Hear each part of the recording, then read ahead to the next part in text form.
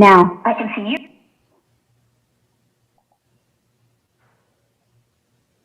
you. Good afternoon. I want to call this work session of the Durham City Council to order at 1 o'clock on January the 7th, 2021. I certainly want to welcome all my colleagues and our staff here, as well as anyone who is attending this meeting in any form. We're glad to have you, and it's good to be together for the peaceful work of democracy. Glad to see everyone. Madam Clerk, will you please call the roll? Mayor Schewel. Here. Mayor Pro Tem Johnson. Here. Councilmember Caballero. Here. Councilmember Freelon. Here. Councilmember Freeman. Present. Councilmember Middleton. Here. Councilmember Reese. Right here. Thank you. Thank you very much, Madam Clerk. Next, we will have announcements by the council. Are there any of my colleagues that have any announcements this afternoon? Mayor Pro Tem. Thank you, Mr. Mayor. I don't have anything prepared, but just wanted to take the opportunity to comment on the events in DC yesterday and the attempted coup by Trump supporters in Washington. I'm sure we're all feeling not at the top of our game this afternoon, and that a lot of our residents are feeling the same, and also struggling with the news and with the events that are happening in our country. So I wish I had something profound to say. I don't really. Just wanted to make some space for current events in this meeting, and not, continue with the expectation that everything is fine and operating as normal. We're in a moment of profound and difficult crisis as a country, and I know everyone is dealing with that in a lot of different ways. So we're all going to do our best, but if we're not at the top of our game today, I'm sure everyone knows why, and I'm glad that we're gonna be able to discuss some really important issues today as a council that will move our city forward, and hope that our elected officials in DC can get back to work doing things that will move our country forward and stop supporting these forces of violence and terror and hate that descended on our Capitol yesterday. Thanks. Thank you very much, Madam Mayor Pro Tem. Councilmember Freeman. Thank you, Mr. Mayor, and thank you, Mayor Pro Tem Johnson, for making this space. I also want to note just a hearty, positive congratulations to our southern neighbors in Georgia for a historic showing and over 4 million people showing up in a runoff election. I think it goes without saying that in these moments, it's hard, but you got to find the light in it. And, people showing up and using their power to vote is just as important as people showing up to protest and civil disobedience. But I want to be clear. I understand how emotions in a protest can escalate, but what we saw yesterday was way more than an escalation of a protest. And I know that in the days ahead, I'm looking forward to swift action being taken to make sure that this doesn't occur again, because I am fearful of what does come next if nothing is done. And I also just want to make sure I take a moment and continue to uplift the fact that all those folks who were there, so, those officers of the Capitol, Secret Service, the Congress members, all of them at this point have been exposed to those folks who were unmasked. And just want to ask folks who do believe in prayer or meditation or what have you, just to keep them in your thoughts and prayers, that their health is not going to be at risk because of all of this today. And I just know I will continue to pray, and I just want to ask folks to continue to keep our country in prayer. Thank you. Thank you very much, Council Member. Anyone else? Council Member Middleton. Thank you, Mr. Mayor. Good afternoon, colleagues, and to everyone watching. My thanks to the Mayor Pro Tem and to Councilor Freeman for their words. I want to fully associate myself with their remarks and thank them for providing, I think, noteworthy bookends, kind of two polar points, a lens through which to view what happened yesterday. I think yesterday demonstrated the utter fragility and the resilience of our democracy. Georgia taught us about the resilience of our democracy and reminded America what we in the Black community have known for a long time, that the redemption of America will probably be carried out and achieved by Black women organizing and leading. And we saw that in Georgia. So for those of us that have had personal experiences by being raised and corrected and admonished and loved by Black women, we saw it in action in Georgia. That would be the redemptive part. I think what happened in DC just demonstrates the fragility of our democracy and why it's so important for all of us to be involved. Elections truly do have consequences. The United States of America is protected by the crosswind of two great oceans, the world's largest nuclear arsenal, good relations to the north and south. There's no army in the world that's going to be landing troops, in Wilmington or at Venice Beach in California or Coney Island. We're not facing a full frontal assault from a nation. What we are facing is danger from within. We will tear ourselves asunder from within if we're not careful. And I think, yesterday proved that all people are created equal is not a promise, it's a challenge. And that every day we have to get up and continue to do the work that preserves this democracy, because it's fragile and we can lose it. We also saw the difference of, if had it been me and a few of my friends storming the Capitol, I think we would have seen a very different outcome than what we saw. The folks storming there, I think it brings us again face to face with this deep, dark secret that's not so secret that America deals with. January 20th cannot come quick enough. I want to express also my gratefulness that none of our delegation were hurt. We send prayers and regard out to the families of those whose lives were lost in a temple, in a sacred spot there in DC, supposedly one of the most secure buildings in the world. I think it shows us that our security is not in our buildings, our structures. Our security is in an informed, enlightened, and involved electorate. May God protect our nation. May God protect our city. Thank you, Mr. Mayor. Thank you very much, Council Member. Any further comments? Council Member Reese. Thank you, Mr. Mayor. Good afternoon to you and my colleagues, city staff, and folks watching and listening to this meeting remotely. I don't have the eloquence that my colleagues do to talk about what's been happening in our nation's capital over the last 24 hours. So I probably shouldn't trust myself to try to talk about that. And I think all the important things have already been said. Except I will say this, what happens over the next 13 days will depend in large part on how our congressional representatives respond to really the unprecedented attack on our democracy by our president yesterday. And if folks listening here feel as I do, David Price is my representative in Congress, and I called his office this morning. That number is 919-967-7924. I encourage anyone who believes that there must be consequences for what happened yesterday to call his office and let them know that.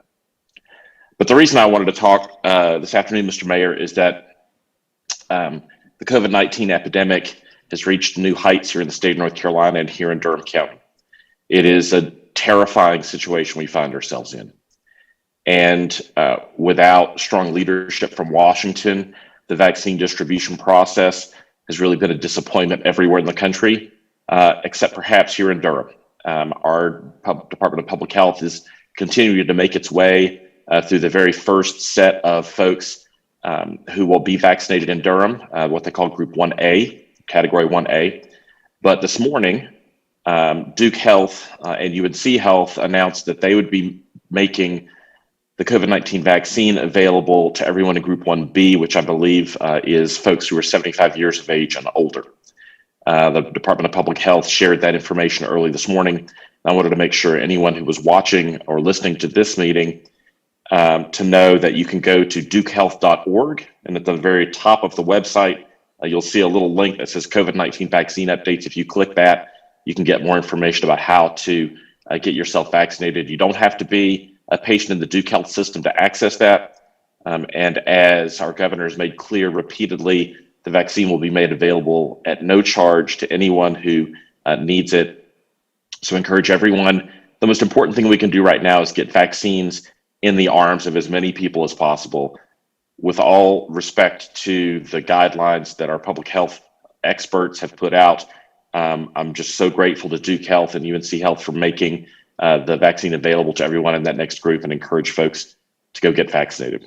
Thank you, Mr. Mayor. Thank you very much, Council Member. That's good news. Any further announcements? All right, I have one announcement. I'm also some good news. We expect it to be good news. As you all know, I'm a member of a group called Mayors for Guaranteed Income. I think there are about 30 of us now. And the objective of Mayors for Guaranteed Income is to get federal legislation for a universal basic income. This is a group that has become increasingly active and has now received funds from Jack Dorsey, you'll be interested to know, to support pilots, small pilots in cities across the country for guaranteed income programs. This is privately funded through Mayors for Guaranteed Income. The timeline is very short. We learned about it in December. The funding would be available in March. And while we are not guaranteed this funding, we are very high on the list of the people who are doing the funding, Mayors for Guaranteed Income. And so I asked Council Members Middleton and Freelon if they would lead this effort on our behalf, and they have kindly consented to do so. Ryan Smith and Amber Wade on our city staff are working with us and with Council Members Middleton and Freelon to find out what other cities, there are a few cities who've been doing this already, to find out about their pilots and to see what we could adapt here in Durham. And so this is an exciting effort, and I wanted to let the council know and the public know that this is happening, and that there will be some more reporting on this soon once we know the shape of what we think Durham's program should look like.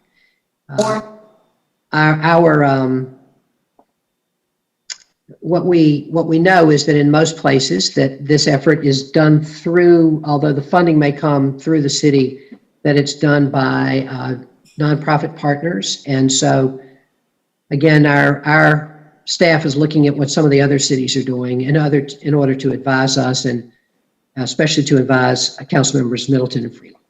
So I'm going to ask them if they would like to make any comments as well, just about this. Council Members Middleton or Freeland, any comments that you would like to make at this point? Councilmember Freeland? Oh, I was gesturing to Brother Middleton. Oh, okay, I'm sorry. Councilmember Middleton. Okay, yeah, you want to go first? I'll go first. I already got the mic unmuted. So, yeah, thank you, Mayor Schul, for announcing this. It's been one of the holiday gifts that we couldn't really share with the public, and I'm glad that today we're letting folks know that this is coming. Guaranteed income is I think going to be a really important part of a broad scope of programs to address a variety of issues in Durham that relate back to poverty, including violence. And Brother Middleton, every 2 weeks, reminds us that, the shooting hasn't stopped, that the violence has continued, and that we need to be making more efforts to support, wraparound efforts, police efforts, and guaranteed income is one of those crucial efforts that he has been advocating for a while, that I've been talking about for a while. So I appreciate Mayor Schul, you trusting us with the sacred responsibility of getting this right. And so we've been meeting with folks. On Monday, we met with folks in Richmond, Virginia, and in Charleston, South Carolina, to hear how they've deployed those resources. And there's different strategies in every place. Compton, Stockton, we have the luxury of being able to study what other cities have done and to collect those best practices and to put that into something that's very unique, that's very Durham. What does the Durham MGI Guaranteed Income Program look like is what we're constantly asking ourselves. And over the next couple weeks, we'll be, continuing to talk to others, talking to folks at the Samuel Du Bois Cook Institute for Equity at Duke and other partners to help inform what that potential program could look like. I think it's important to reiterate, Mayor Schul, what you said about it. It's not guaranteed that we're going to get it, but it's looking good. So we're doing all the due diligence that we possibly can, and taking this quick timeline and a responsibility with deliberate speed and our undivided attention. So just wanted to, I didn't know that we were going to share that today, so I hadn't prepared remarks, but I'm thrilled that it's out there in the ethers and that we're going to, manifest or try to manifest this really important program for Durham. So thank you, Mayor Schul, for trusting us, and we'll get to work on it. Thank you very much, Council Member. And Councilmember Middleton. Thank you, Mr. Mayor. Hey, Pierce, son, we gonna get that money. We not leaving any money on the table. We coming for them bands. So we gonna get the money. Believe that. Mr. Mayor, thank you so much. This whole situation reminds me, you ever see like a guy trying to lift weights and like this guy is really struggling to lift a whole bunch of weights, and then some dude walks in who doesn't look as muscle bound and kind of takes it with one hand and just lifts the bar up and it comes up, and everybody's wondering, well, where'd that guy come from? That's kind of like what the situation is like, Mr. Mayor.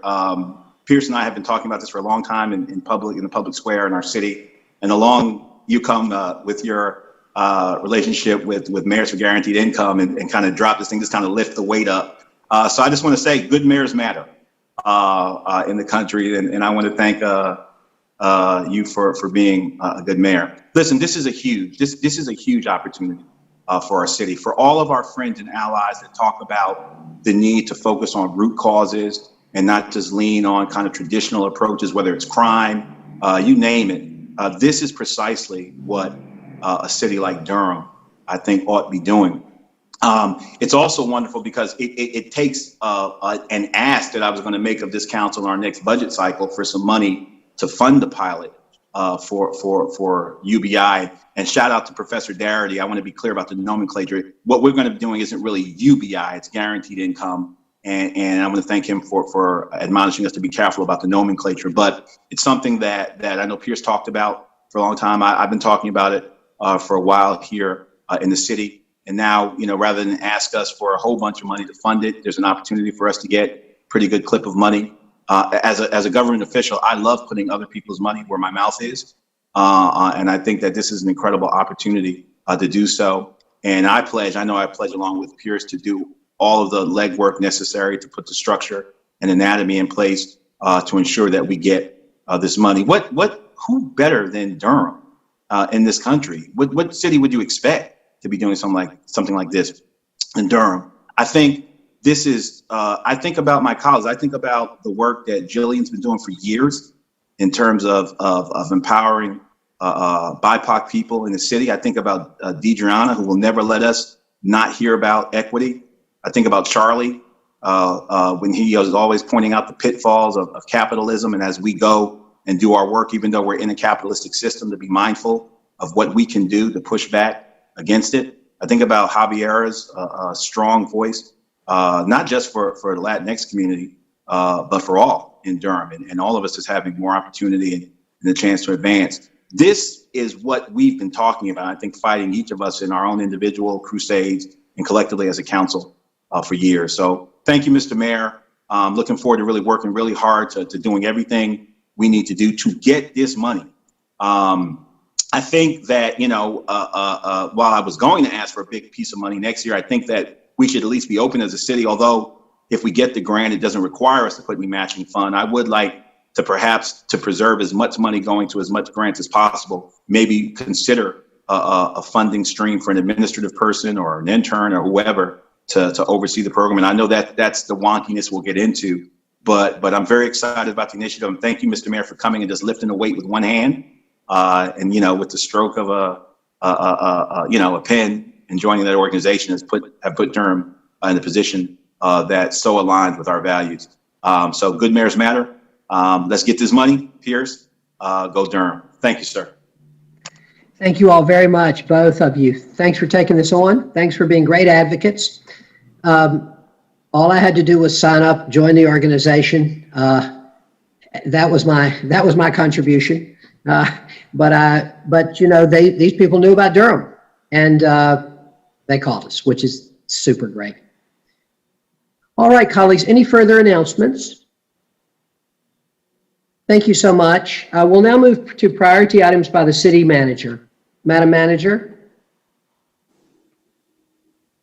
Good afternoon, Mr. Mayor, Madam Mayor Pro Tem. If I could take just a brief moment of privilege, I would really like to thank you, Mayor Pro Tem, and members of the council for your words today, for your leadership, for your support, and the energy that you transmit to us on a day like today, as we work, just like we worked yesterday, serving Durham residents and carrying out the policy of this body in Durham of government and this community. So I appreciate the opportunity to say that to you this afternoon. Thank you, Madam Manager, and you have our 100,000% support. And I do have some priority items of business for your consideration today. The City Council is being asked to suspend the rules today to vote on one agenda item, and it is agenda item number 20. It is a revision to the approved utility extension agreement with Corning Incorporated, the County of Durham, and the City of Durham to serve Corning Phase 2. And that item is described in agenda item number 20. If I need to read on the record, Corning's vial manufacturing operation at this facility has been identified by the federal government as a critical component of the COVID-19 vaccination effort. The City of Durham is being reimbursed by Corning up to $460,380 through an Army Corps of Engineers grant for this critical component in the vaccination effort. Also, for your consideration, agenda item number 5, the Non-Discrimination Ordinance. There have been some attachments added. Attachment number 1 through 3 have been added, and attachment 1 and 2 have been updated. Agenda item number 6, expansion of Bull City United. We are requesting a 25-minute or so presentation, and attachment numbers 1 and 2 have been updated. Agenda item number 10, purchase contract for 6 40-foot electric buses with Gillig LLC. The attachment number 1 was updated, and attachment number 4 has been deleted, and attachments 6 and 7 have been added. And finally, agenda item number 20, revision to the approved utility extension agreement with Corning Incorporated and the City of Durham to serve Corning Phase 2. Attachment number 2 has been updated. That is all I have for you today. Thank you, Madam Manager. Colleagues, you've heard the manager's priority items. Can I have a motion for accepting them? So moved. Moved by Councilmember Freeman, seconded by Councilmember Freelon. Madam Clerk, please call the roll. Mayor Schul, Aye. Mayor Pro Tem Johnson, Aye. Councilmember Caballero, Aye. Councilmember Freelon, Aye. Councilmember Freeman, Aye. Councilmember Middleton, I vote aye. Councilmember Reese. Aye. Thank you. Thank you, Madam Clerk. The motion passes unanimously. Thank you, Madam Manager. Madam Attorney, do we have any priority items tonight, this afternoon? Good afternoon, Mr. Mayor, Madam Mayor Pro Tem, members of the City Council. It's good to see you. I do not have any priority items today. I do want to echo the sentiments of Manager Page. I am really grateful to work in local government at a time like this, especially with such forward-thinking, compassionate political leadership, and we're grateful for all that you do. Thank you very much, Madam Attorney. As I said to the City Manager, you have our full support, and we are glad to be working with you and honor. Madam Clerk, any priority items today? Good afternoon, Mr. Mayor, Madam Mayor Pro Tem, and council members. I'm really glad to see you all in peace today, and the City Clerk's office has no priority items. Thank you very much, Madam Clerk, and we are glad to see you in this peaceful environment as well, in this peaceful, constructive environment where we're doing the work of democracy. All right. We'll now move to administrative consent items. Item 1 under the City Clerk's Office, Durham Housing Authority Board of Commissioners appointment. Item 2, Durham Workers' Rights Commission appointment. Item 3, Human Relations Commission appointments. Under the departmental items, item 4, under Budget and Management Services, interlocal agreement with Durham County regarding Durham County Crisis Response Center. Item 5. Mr. Mayor, Yes, go ahead. I don't want to pull it. I just want to say that I'm glad to see this, and I know that Councilmember Reese and maybe some other of my colleagues I know they were kind of behind the scenes doing some of the work, so I just want to acknowledge them and thank them for moving this forward. Thank you. Thank you for putting that out there. That's so true, and thank you very much, Council Member. Item 5, Non-Discrimination Ordinance. I'm going to pull item 5. Item 6 under the City Manager's Office, expansion of Bull City United, and this is a presentation. Item 7 under Community Development Department, amendment to contract number 17116 with Durham County for the provision of the housing opportunities for persons with AIDS, HOPWA, housing assistance and related support services. Item 8, amendment to contract 17351 with the Housing Authority of the City of Durham for the provision of the housing opportunities for persons with AIDS, tenant-based rental assistance services. Item 9, interlocal agreement with Durham County to provide funding for minor repair and substantial rehabilitation program. It's really good to read this memo and to see not only that the county is providing these funds, but to see the fact that we're now really providing a lot of these repair funds for people that really need it. Item 10 under Department of Transportation, purchase contract for 6 40-foot electric buses with Gillig LLC.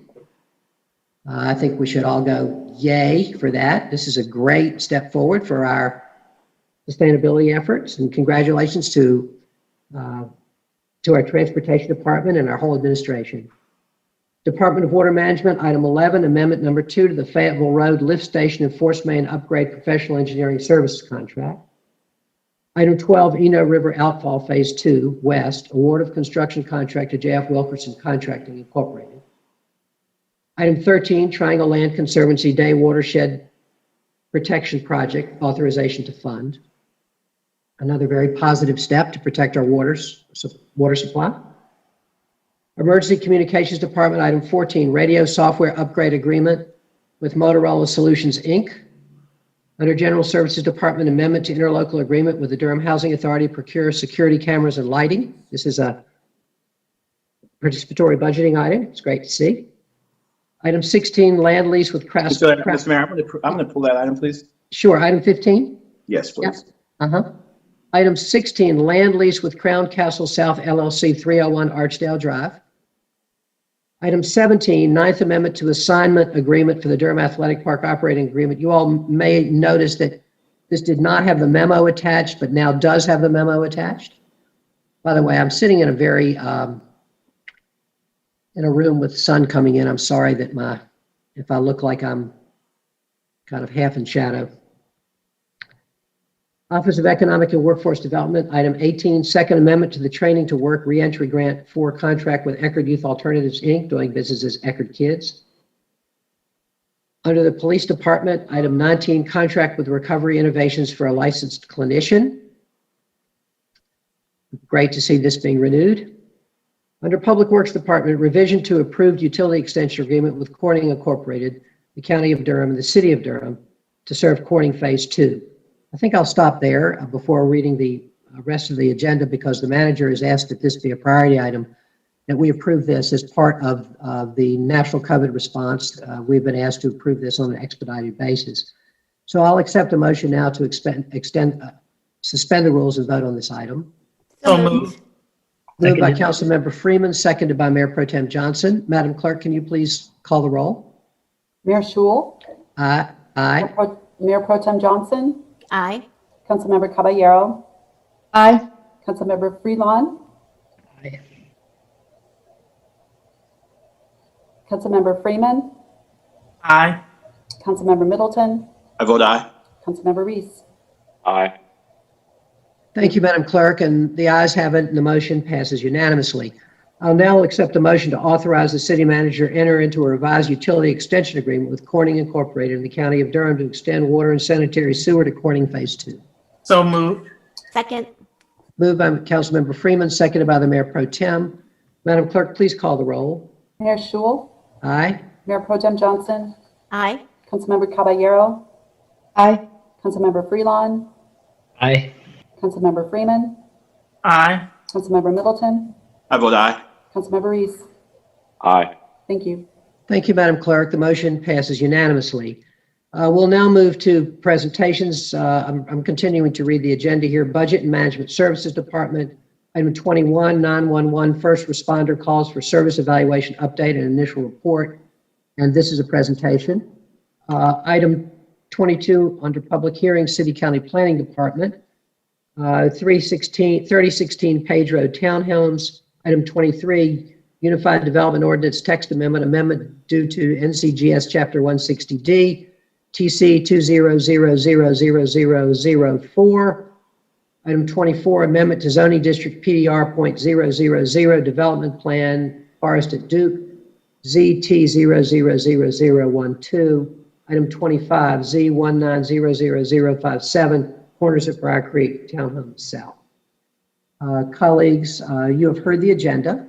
And Madam Manager, what I have heard, and I hope you'll help me confirm, one item has been pulled, item 15, and there are 3 items, well, in item 5, items 5 and item 15. And then we have presentations, which are item 6 and item 21, and I believe our plan is to do item 21 as the first presentation. Is that correct? That is correct, Mayor. Thank you so much. All right, colleagues, I'm going to first go ahead and move to item 15 because I have a feeling that one will be a little quicker than item 5. So just for the sake of our staff, and Councilmember Middleton pulled that item. Amendment to interlocal agreement with the Durham Housing Authority to procure security cameras and lighting. Thank you, Mr. Mayor. Who am I going to be addressing? Yes, Logan Small, General Services. Mr. Small, thank you. Good afternoon. Happy New Year to you. Good afternoon. Thank you. You as well. Absolutely. Do you have any sense where these cameras are going to be placed? So the cameras are primarily near the front entrances of the complexes. They're in public areas. They're not on the buildings or anywhere. But they are, there's 2 pretty much for each complex for those 3 complexes that DHA has installed. Will these cameras be functioning 24 hours a day, 7 days a week? They do. And then they're all self-contained, and then they record over each other once they reach their limit. Is it safe to say that these cameras will be capturing people just moving about their regular activity in daily lives, notwithstanding whether they're involved in criminal activity or not? Potentially, based on where DHA places the cameras, there potentially could be. Right, they're not, in other words, they're not going to be switched on when something happens and switched off when something's not happening. They'll be perpetually capturing life, correct? Yes. Thank you, Ms. I just wanted to place that in the record because I want to just make clear to the people of this city the danger of appearing utterly hypocritical in terms of moving forward on this initiative, which I plan to move forward on. When we were in the throes of the debate about ShotSpotter, one of the biggest objections was the big brother, big sister-ish invasion into privacy. And we railed against the possibility of expanding the platform of ShotSpotter to include cameras. One of the participants said you can incorporate drones, which means you don't have to, but that the platform was expandable. And my inbox was filled, I'm sure yours was as well, had letters to the editor, all kinds of stuff about ShotSpotter, which are dummy sensors, which can't see anything, which would be awakened by a threshold crossing event to send first responders. That was a bridge too far, even with dumb sensors that slept until they were awakened. And now, and we'll get to, because it's through the participatory budgeting process, we'll get to that in a minute. But now we're prepared to spend city funds on precisely the type of apparatus that we were afraid of using relative to ShotSpotter. Where's the outrage? Where's the protest? Where are the hundreds of emails flooding our inbox saying that this is outrageous, that we're going to place the most vulnerable areas in our city, folk that are most poor, most Black and brown, under constant surveillance with cameras. And let's be clear, PB money is city money. Now, if we argue that, well, the people wanted it, yeah, that's what we've been saying relative to ShotSpotter. Now, when I raised some concern about the demographics of the voting population, the voting stratum for PB, when I said, when I quoted the number that we put out there that 60% of the respondents, people that voted were white, I was told that needed to be contextualized, that we just didn't capture fully the Black and brown participation in it. Well, if we're going to argue that, if we're suggesting that number did not fully capture Black and brown participation, and we're implying that more Black people participated in PB voting than that number reflects, then we have to also argue that there were a whole lot of Black people that wanted these cameras. So by extension, are we really going to suggest that for all of the people who wrote prescriptions and admonished us and told us that that's not what the people want, that's not what we need, are we really to believe that all of those Black people that participated in PB saw virtue in cameras being on 24/7, but we're going to suggest that they didn't want ShotSpotter, which can't see anything, which does not collect data until something happens, a triggering event? Where's the outrage? Why are we not putting some strictures in place that, or at least registering our concern that while the people ask for this, I think that this is going to forward the big brother, big sister state. I think this is increased surveillance on people of color, Black and brown people that are already poor. This is just going to add to the state of surveillance. Nothing, none of it. And I would be remiss because I would be remiss not to at least register that in the public square on record in this meeting, and for the city to recognize we're saying no to censors that will send help when, wait for it, gunfire goes off in our streets. And I have yet to hear a compelling argument why knowing precisely the location of gunfire in our streets, knowing where that's coming from, is somehow a threat to our democracy and a bad idea. I've yet to hear a compelling argument on that. But here we are getting ready to put cameras in our public housing complexes with city money. From an intellectual point of view, I just find it hard to reconcile that. And the next time you come in my inbox with a lecture about big brother or big sister or increasing police surveillance, please come in with an explanation or attach your email of outrage and protest to us putting cameras in our public housing complexes around the city. And then hold that in tension with the discussion we've been having with an offer for a free trial to use technology that could potentially help us combat gun violence in our city. Please attach those comments the next time we want to engage in a debate about expanding surveillance or government or police surveillance in our city. Thank you, Mr. Mayor. Thank you, Mr. Logan. Thank you. Thank you, Councilmember. Councilmember Freelon. Thank you, Mr. Mayor, and thank you, Councilmember Middleton, for those comments. When I saw this in the agenda, I had a similar thought. You know, I thought back to the presentation where the guy came and talked about ShotSpotter and thought about the differences. And since you opened up the conversation, I thought it would be important also to offer in the public square that between that presentation and today, I've done quite a bit of canvassing in neighborhoods impacted by violence, including, I remember Oxford Manor when I was there a couple weeks ago, once for a bike ride, another time for a community meeting, talking to folks. There's actually a camera out in front of Oxford Manor, and a lot of people reference that camera, like, this stuff doesn't even work. And so I've heard actually quite a few people specifically say they want cameras. Like that's feedback that I've heard talking to folks. But I do want to distinguish between cameras and ShotSpotter, which comes with a mechanism that sends police running towards a noise, which is something that folks felt a lot more apprehensive about. It's kind of like, surveillance is a thing that I remember a surveillance debate popping up when there was a debate about body cams, and some people were really against it. Some of those same people are like so glad to have body cam footage about some of the issues with police violence that we've seen that have been captured because of those body cams.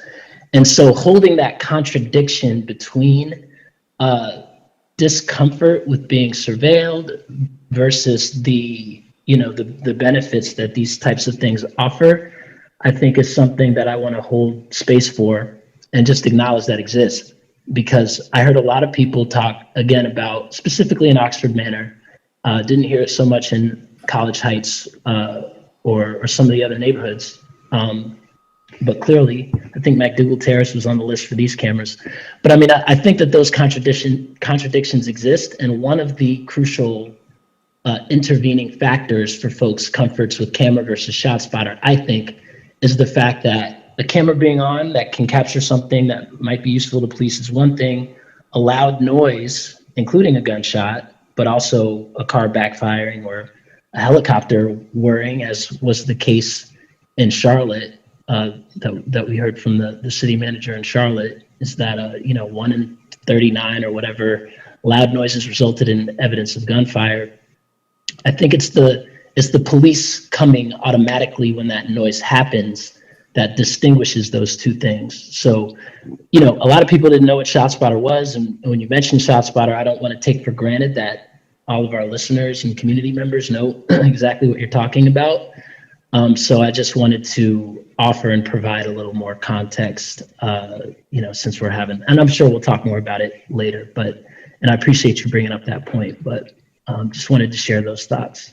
Thank you, Mr. Middleton and Mr. Mayor. Absolutely. Thank you, Pierce. If I might respond, Mr. Mayor, since you were referencing me directly. Sure. Pierce, with all due respect, I think that's a really, really tortured logic that you brought to this conversation. And it totally flies against everything that's been said in the public square during this debate, including by members of this council when cameras were mentioned, people that are a part of this meeting right now. Firstly, in terms of canvassing, I would say that I would remind you that you actually canceled going to a neighborhood and cited because it was too dangerous.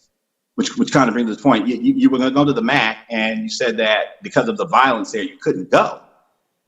So the fact that we as public officials are having our activities contoured because of the recognition of violence, I think speaks volumes to the need for us to bring every measure to bear on this problem. Secondly, I've done a lot of canvassing too over the years, these neighborhoods, spoken to folk, and I literally have never heard anybody say that, well, including on this council, that cameras are less intrusive than ShotSpotter. Cameras that are on 24/7. Cameras that could record a group of Black people hanging in a particular known drug area. And if we identify folk from the footage, well, you were hanging out in this area, let's go talk to this guy. as opposed to sensors that do what sentient human beings should do when they hear gunfire. When you hear gunfire, what do? You call the police. That whether ShotSpotter is in place or not, that's what those sensors do. However, when you see a black person drinking coffee in Starbucks, or you see a black jogger, or you see a group of young people hanging together, all things that a camera can capture, now you've introduced a human element to decide, I think they're acting kind of suspicious, and to send folk. I think your logic is dubious. It is argument. I understand the needle you're trying to thread. And there were folk who Pierce, quite honestly, questioned the methodology that was used in some of that canvassing. There were a number of people, who it wasn't far reaching, and the questions were, weren't fully expansive enough to capture good data. So I've never heard anybody say that, camera's good, ShotSpotter bad. What I have heard in the same neighborhoods that Twitter alluded to, my organization owns a significant piece of land right up the street from Oxford Manor. That's our neighborhood. We've been working there for years. And what I've heard is do something, do whatever you can to keep us from training our children to jumping in bathtubs at night. And with all due respect, the notion that cameras, which many on this council have railed against, is somehow superior. Cameras that are functioning in perpetuity, always on, compared to sensors that are dumb and don't wake up until something happens that everybody on here would call the police anyway if we thought it happened, is somehow, the cameras are somehow superior to ShotSpotter is an argument that I don't find it compelling at all. That is not consistent with what I've heard from this council and what I've heard from people in the community as well. But the conversation continues. The cameras are going to go up. But I'm just wondering where the outrage is. So thank you, Councilman. Thank you, Mr. Mayor. Thank you, council member. All right, colleagues. Councilmember Freeman, go ahead. Thank you, Mr. Mayor. I just want to appreciate my colleagues for drilling in on the concerns around, cameras, sensors.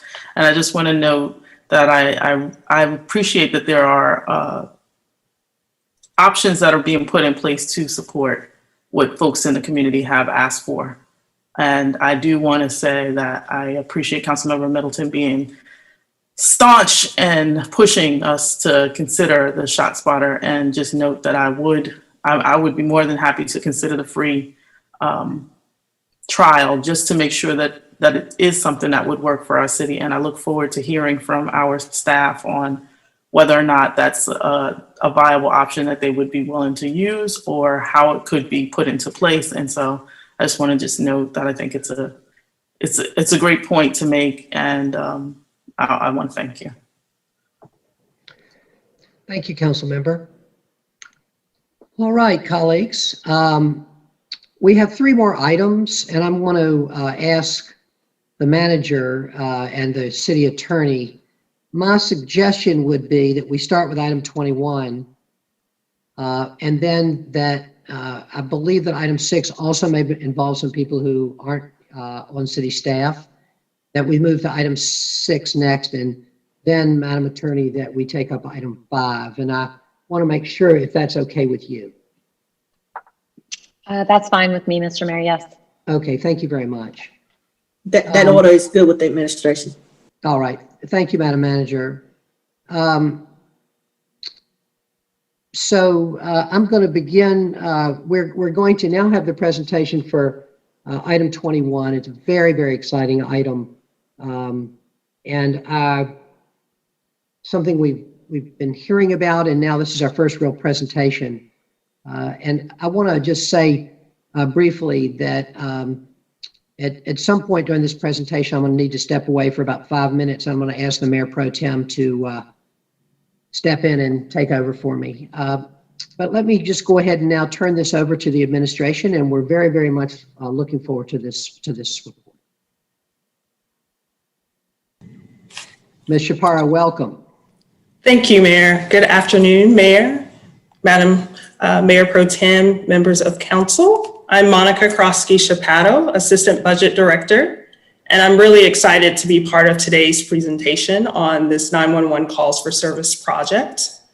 I typically do not start presentations with thank yous, but I think it's very safe to say we are not living in normal times. So I'm going to break with tradition. It's no secret that data analysis really is my love language, and data analysis informing local government decision-making is my professional passion. So it really is an honor to be part of this trailblazing work. And I want to thank you, Mayor, and members of City Council for requesting this study. I also want to thank my leadership for their unwavering support as we navigate through what is really uncharted territory. There has not been a study of this kind done before, so there is no blueprint for how we should proceed. But we have a lot of smart people, a lot of dedicated professionals working on this, some of which you will hear from, of whom you will hear from today. So although there's no blueprint, I am very optimistic and very confident that we will not only find something valuable through this study for us here in Durham, but that what we're doing will be beneficial for cities across the country. So with that, I will ask Madam Clerk, I believe, will you pull up the presentation for me?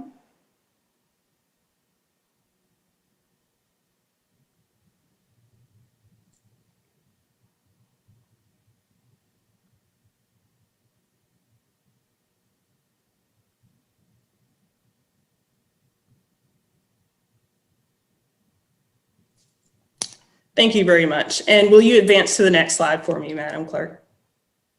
Thank you. I do want to spend just a few moments talking about this project, what's included in the project design so that we can be very clear on what this project is designed to address and what it will not address. Really, there's three main goals for this initiative. The first one really is to approach this work in a very data-based way of understanding the services that the police department is being asked to provide based on community demand. So really getting our hands around what it is they're providing to the community. And then next, from a research-informed way, really begin to explore if there are better ways to meeting that demand, to addressing those demands for services and the needs. And finally, is to really pilot alternatives based on what's being asked from the community based on goals of the administration and mayor and city council, really test pilots to see if there are better ways. Do want to highlight when we started this work, it became very apparent that this is the type of journey where it makes more sense to have more people at the table rather than fewer. So we at the City of Durham invited experts at RTI, as well as our peers from across the Carolinas to join us in this journey. And we are so grateful that they accepted our invitation. We've divided the work of this project up into 4 phases. The first phase is dedicated solely to data analysis. And on the slide, I have collect 911 service, calls for service data. But I do want to emphasize it's not only quantitative data, it's also qualitative data that we will be exploring in this phase. And I also want to be very clear that although phase 1 is squarely dedicated to data analysis, analyzing data will be a recurring theme throughout the phases. Undoubtedly, as we go through the other phases, there will be additional questions that we have, and we'll need to pull in additional data resources. We might need to look at our current data in different ways. So data analysis will be a recurring iterative process throughout the project. The second phase is where we will explore evidence-based alternative responses. RTI's Dr. Mitchell has already done quite a bit of work in this area of not only scanning current practice, but looking back through literature dating back to the 60s to see what's already been tried, what was successful, what seemed promising. And then we will definitely engage City Council and the administration in collaborative discussion so that we can be clear on what we want to tackle through a pilot, talk about our available resources so that in phase 3, we can pilot alternative responses that meets the desired needs and the desired goals. And lastly, it's really about evaluating the pilot projects to see if they're really working. And I want to underscore that this will be rapid evaluations that are done by RTI, the University of Chicago, with emphasis on rapid. This is not an academic exercise, this is real life. So we want to be able to see if what we're trying is it working? Do we need to make tweaks? Things of that nature. So that's the project plan. That's what this project's designed to address and focus on. Next slide, please. We definitely wanted to give our peers, our partners, a shout out. The value that they're bringing to this plan is just really meaningful. I also think it's important to note that just like with any evaluation of this type, any analysis of this type, the city would have this work being led by an independent department, a third-party department. So although the Durham Police Department is a very valuable stakeholder in this work, the Office of Performance and Innovation is leading this for the city. And this would be common practice for any type of evaluation or analysis that we would do. I do also want to take a moment to acknowledge my colleagues who serve on the technical team alongside me as thought leaders for the city of Durham. And I want to acknowledge them by name. Shannon Delaney, who is a design strategist on my team. Christina Tooks, who's the budget analyst for the police department. And last but not least, Anise Vance, who serves as the city's chief data officer. The intellectual curiosity that each of them is bringing to this project is just invaluable, and it's better because of them. Next slide. And before I turn it over to RTI, when I say that we have the best of the best working on this project, we really do. Dr. Strom, Dr. Renee Mitchell, and Brian Agard are just experts in this field who bring a lot of passion for research, for the use of data. Also not represented on this slide are the other resources that RTI is dedicated to this project, the scores of data scientists who have poured through thousands, probably millions of data points at this point, as well as their qualitative experts who've led focus groups with our police officers. This slide doesn't really encompass all of the resources that RTI has brought for this project. So I'm going to turn it over to Brian, who will lead us through the next several slides. Brian. Thanks so much, Monica. And before we get going into the rest of the presentation here, I'll start on a personal note. As a resident of Durham, I feel so incredibly fortunate to see firsthand working on this project day to day, the dedicated and incredibly talented people that work in the city. It's been a joy to work on this with Monica and see somebody who's so committed to this work, so knowledgeable and so engaged. It's really, it's motivating to me, and it's really meaningful. So I will now take my personal hat off and move into researcher mode. So what we're doing here today is just to present the initial methodology that we're conducting on the analysis of the call for service data. So for folks, I don't want this to get overly jargony, but the data set that we're examining is what's known as 911 call for service data. And that's logged in something called computer-aided dispatch. And the important thing to note about computer-aided dispatch is that it captures two things. It captures residents calling 911 and asking for public safety resources. And it also logs proactive activity from officers. Proactive activity would be things like traffic stops or a directed patrol. A directed patrol is when an officer conducts a patrol within a specific neighborhood or street at a certain time.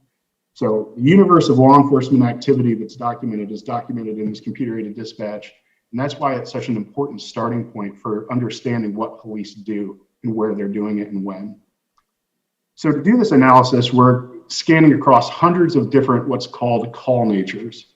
And so call natures are anything ranging from an in-progress violent crime to something much more mundane, like a general assistance where you're attempting to locate someone, for example. So we group those calls into sub-natures so that it's a little bit easier to analyze. In the next few tables that you'll see here, that'll start to make sense to you. In addition to understanding what call natures are occurring, the frequency of those things, we're also examining the close codes. And so what the closed codes are is what is the outcome of that call? So when an officer arrives, to then with further documentation in the law enforcement agency, and that would be something like a criminal incident report. Was it referred to another agency? Was it referred to a mental health organization? Those are the sorts of things that are captured in the CAD data, and which makes it such a rich data set to examine and help provide context for what law enforcement are doing. Mr. Agar. Yes, sir. Excuse me one second. I'm so sorry.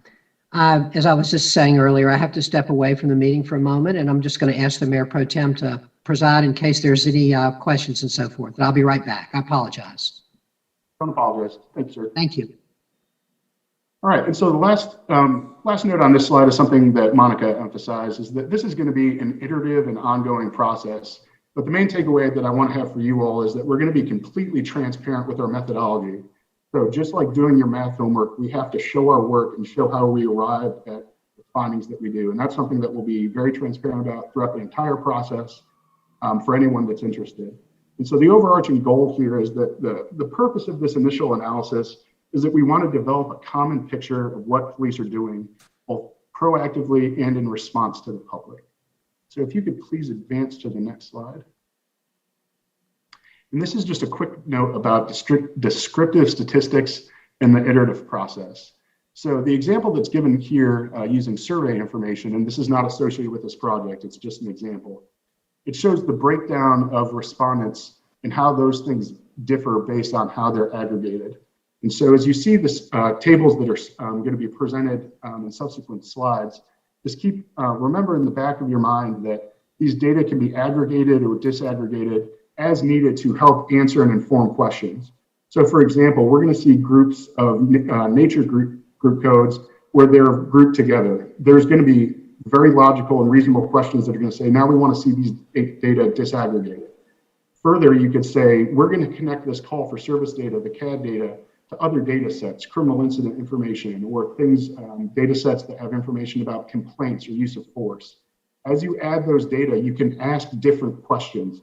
When you're asking those different questions, the different data sets are going to reveal different types of information. It doesn't mean that these things are incorrect or at odds with one another. It's just that we're examining the data another way. And I just, again, want to emphasize there, the idea here is that we'll always be able to show our work and always be able to be transparent with our analysis. So if you could please advance to the next slide.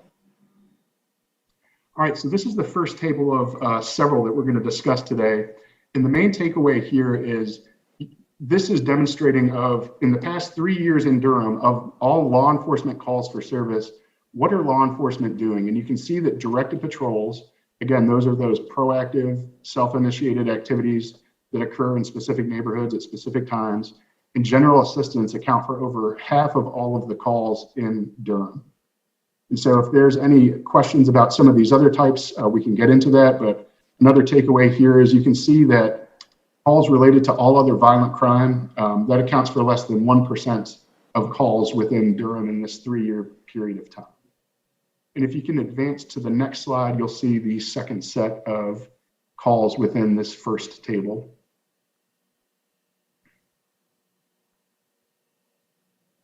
Perfect, thank you so much.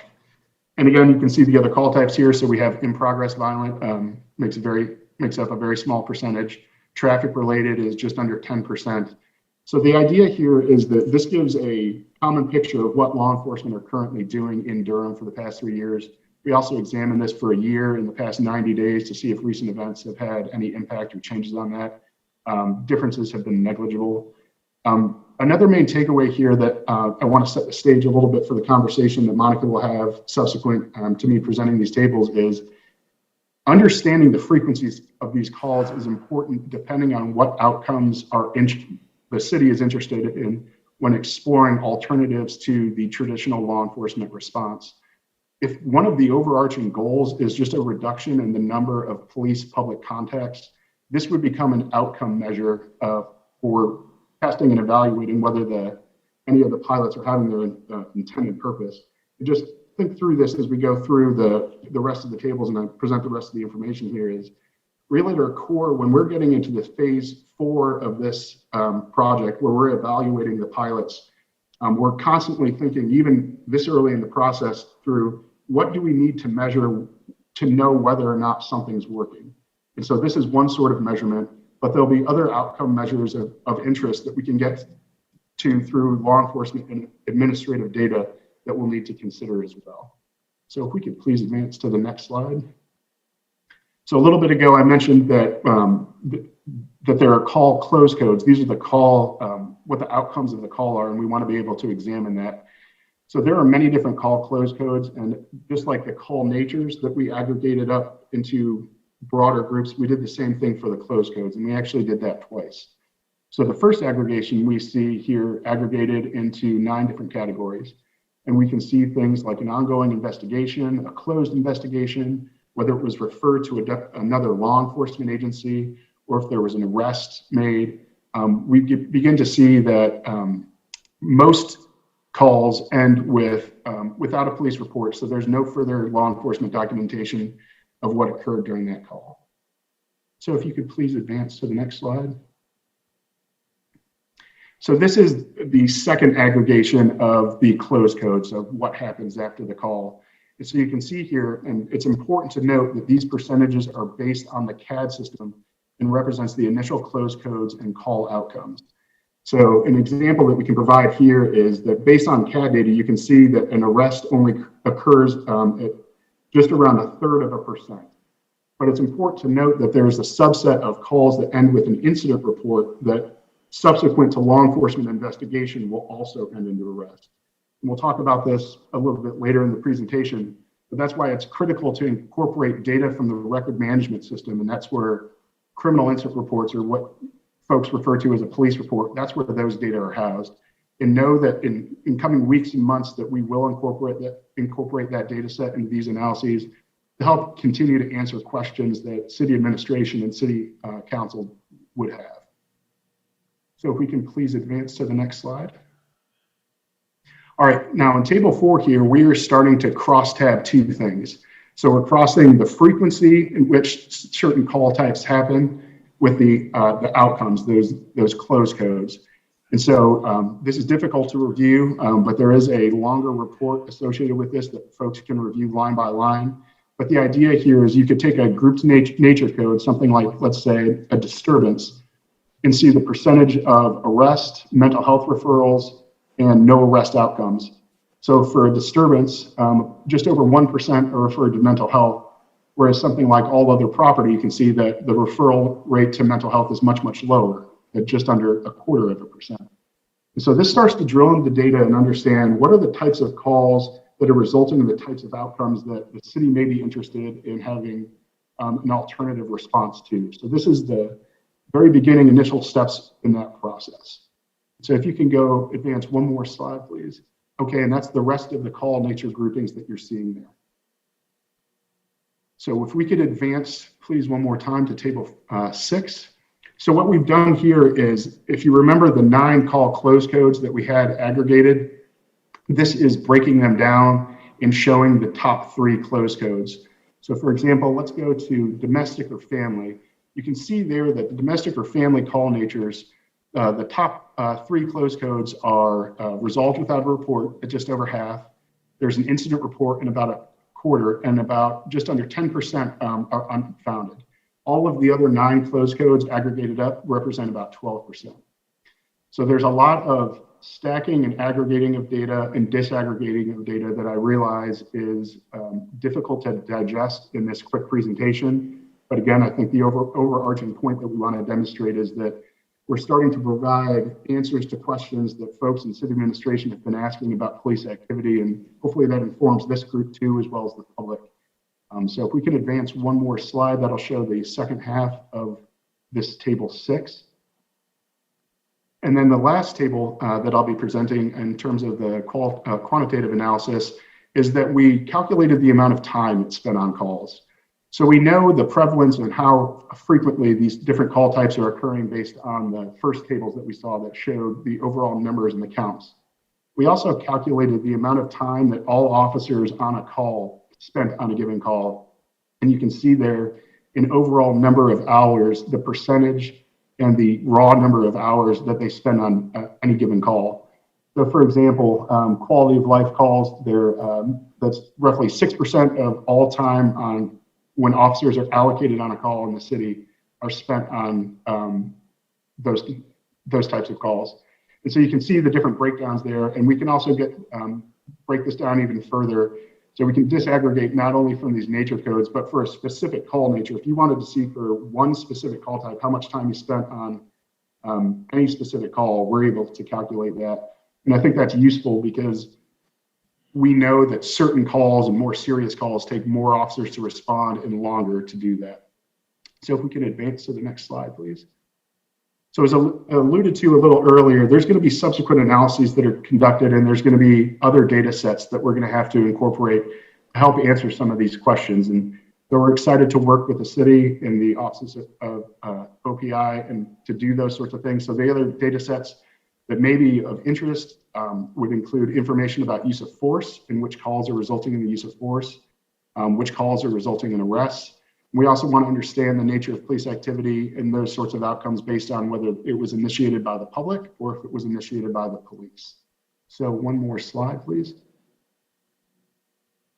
Thank you so much. And so an important stakeholder and somebody that's had a good insights and good perspective onto this are the officers that are responding to these calls themselves. So this is something that we did at the behest of the city, and we had conducted 4 different focus groups with officers of various rank and experience that work in the patrol bureau where they're responding to calls day in and day out. We talked to folks with different demographics, different experience, and they were grouped by rank to make sure everyone felt comfortable communicating their experiences. And the focus groups were really designed to understand their perspective and summarize the collective knowledge about what potential alternatives currently are they're aware of, what referrals that they feel comfortable making, what they think would work, and some of the things that they think would be challenging. And I think that helps provide a lot of context to the quantitative data and quantitative analysis that we did. And so we'll be excited to share the findings of that from the focus groups here in the next few weeks in a longer report that summarizes the information that they provided. So advance one more slide, please. All right, I'll turn it back over to Monica at this point, and I really appreciate your time and look forward to answering any questions at the conclusion of the presentation. So very briefly, Mayor and City Council, want to talk about next steps. We definitely consider today a milestone for us and for this work, but the next major milestone we see is the budget retreat. Prior to the budget retreat, Dr. Mitchell will provide that research on alternative response options so that you all can have enough time to review it. Any additional requested analysis that you may want at the end of this presentation, we hope to have some conversation about that. But RTI is going to try in earnest to have that prior to the budget retreat so that when we arrive at the budget retreat via Zoom, we will be in a position to really talk about what you've read, really talk about what your goals are for the pilots, because we want the pilots to be meaningful for City Council, for the administration.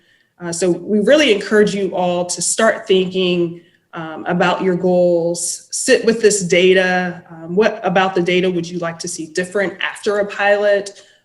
Just really start giving some thoughts to what some goals and outcomes are. And for the final slide, Madam Clerk, please, one more. We would really like to invite council to share feedback, initial reactions, but specifically wanting to know if you have any questions or thoughts about the tables that Brian covered in today's presentation. For the sake of time, we didn't include all of the tables, but attached to the agenda packet was a report that did include all of the tables. So if there are questions about any of those tables, we are more than happy to discuss that. And lastly, if there are any additional requests that you know of today, as much notice as we have for that, the better, so that when we do arrive at the budget retreat, we are all positioned to have really good informed conversations. Madam Mayor Pro Tem, I don't know if the mayor is back yet, but we do have another member of the RTI team available for questions. I don't quite know the procedures, if we should wait to have Dr. Mitchell join us or not, but you know that we are here to answer questions, Brian, myself, and Dr. Mitchell. Thank you so much. I appreciate it. And yeah, I think if we just go ahead with questions, whoever you think is best suited on the team to answer them can jump in. I just want to thank you, Monica, and all of the researchers for this incredible work. Expanding to look at a whole cohort of cities in the South was such an incredibly good idea to compare our data with other cities and also to bring other cities into this conversation around transforming public safety. So I'm really happy to see that happened, and the doing the data analysis work with RTI, who's obviously got a ton of experience in the area and is a real resource for the community, was also a great innovation. I feel like y'all kind of took the seed of an idea and made it into a really well executed and really informative project. So thank you so much for your work, and I'm really excited to get this information. Let's head to questions from the council. Who wants to go first? Councilmember Freeman. Thank you. I just want to make sure that I note ditto to everything that Mayor Pro Tem Johnson mentioned, and acknowledging just how broadened this project is from where we first started the conversation, and appreciation for really digging in to figure out what it looks like to create reporting and actual like usable data that we can make decisions for the city based on. And I just wanted to just kind of toss it out there, just like acknowledging that this is more of a call, and you can't really kind of dictate demographic information from a call. Has there been any context or any thought given to how you might figure in some of that demographic or implicit bias more so than kind of like the racial aspect, more like the way that you can capture how bias plays out in this as well? I see Dr. Mitchell turned on her camera. So do you have any thoughts, Dr. Renee Mitchell, that you offer? I'll let Brian go first and then I'll follow up. Yes, I think it's a great observation, and there's two answers. First is there are demographic information in the record management system within criminal incident reports. If we're able to connect that information to the call for service data, we would be able to access that. Secondly, there's a few different things that we can do with these data spatially, and I think that's where Renee has a tremendous amount of expertise. We can look at the calls for service by where they're coming from. Obviously there is census data that's available to understand the composition of the neighborhoods. And RTI also has something that's called synthetic population, which distills census data down to the household level. So we're able to understand at a very fine level what the composition of certain areas look like. So we can examine things like how the law enforcement response varies as a function of space and as a proxy for space by race. But Renee, I'll defer to you on that. I was going to say, you said everything that I was going to say, but that's quite a bit of what this is going to happen with this. And I'm sure you've thought about this already, but a lot of this process is going to be iterative. So this is just the first attempt at looking at these different categories. But once things are mapped out geospatially and then looking at where different activity is across the city, that's where, when you like speak of implicit bias, it comes out in the aggregate. So those are the things that we could start looking at once you start really looking at the data overall and then mapping that out. And we have these conversations before when you look at certain data sets that you're like, well, what does this mean? Sometimes you don't know what it means until you start digging down into it. So it's every time you have these type of questions, bring them up as you see the new data sets come out, as you see the mapping come out, because those are the things that we're going to be pursuing and actively trying to answer for you. Thank you. That is just one of the main things that I had a question around. I know that Monica and I have had some conversations over the last few months in the fines and fees realm on it, and I'm sure that you guys will tackle it. And then just the second question, just acknowledging, I know that the 9 categories that were labeled, which one would the gun violence, I guess, sit in, or kind of like anything that was kind of akin to gunfire or gunshots? That's a great question, Councilmember Freeman, and I'm upset that I don't have it pulled in the background. Brian, maybe you can pull it up, but I'll take this as an opportunity to say that's one of the things we realized, Councilmember Freeman, is that we need to release the groupings. Yes, we've aggregated the data to make sense of it, but people are going to want to see which calls are in which category. So we are going to add that and make that public so that folks can see it. But Brian or Dr. Mitchell, do you have that grouping up in the background and can answer Councilmember Freeman's question? And it's okay if you don't, as long as that information will be available and the public will be able to kind of decipher and distill through it, that's helpful, just as long as that is there. Thank you.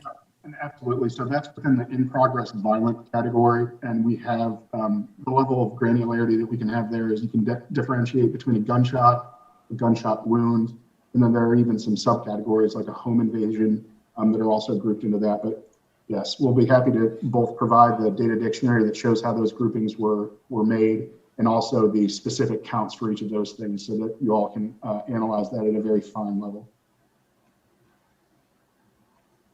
Great. Thank you again. That's all I have. Thank you, Councilmember. Councilmember Reese.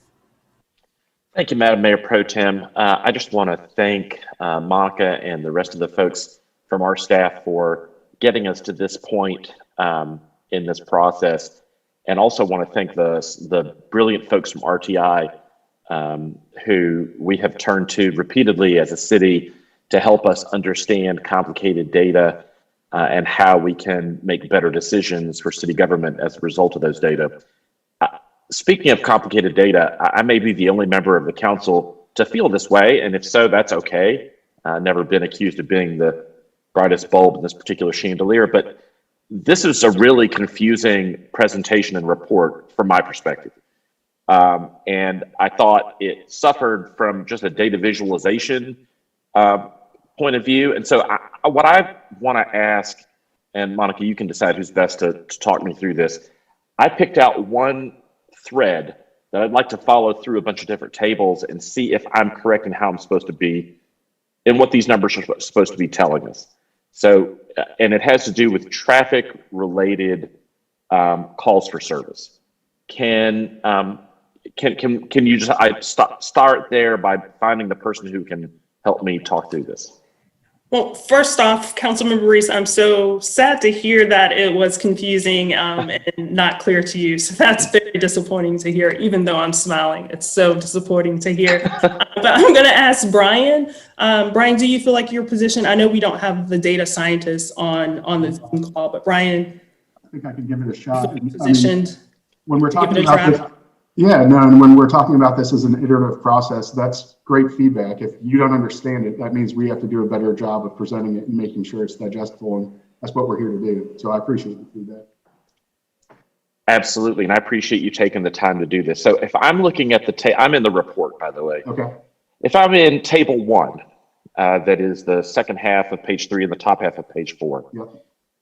Is this supposed to tell me that traffic-related calls for service represent 7.2% of all calls for service over that 12-month period? Over a 3-year period, yes, that's correct. And within over the 3-year period. That's correct. Okay, thank you. I think I knew that. And am I then turning to table 4, the bottom half of page 5 and the top half of page 6? Am I to understand that 99.93% of those calls for service resulted in no arrest, like 99.93%, is that right? That's correct.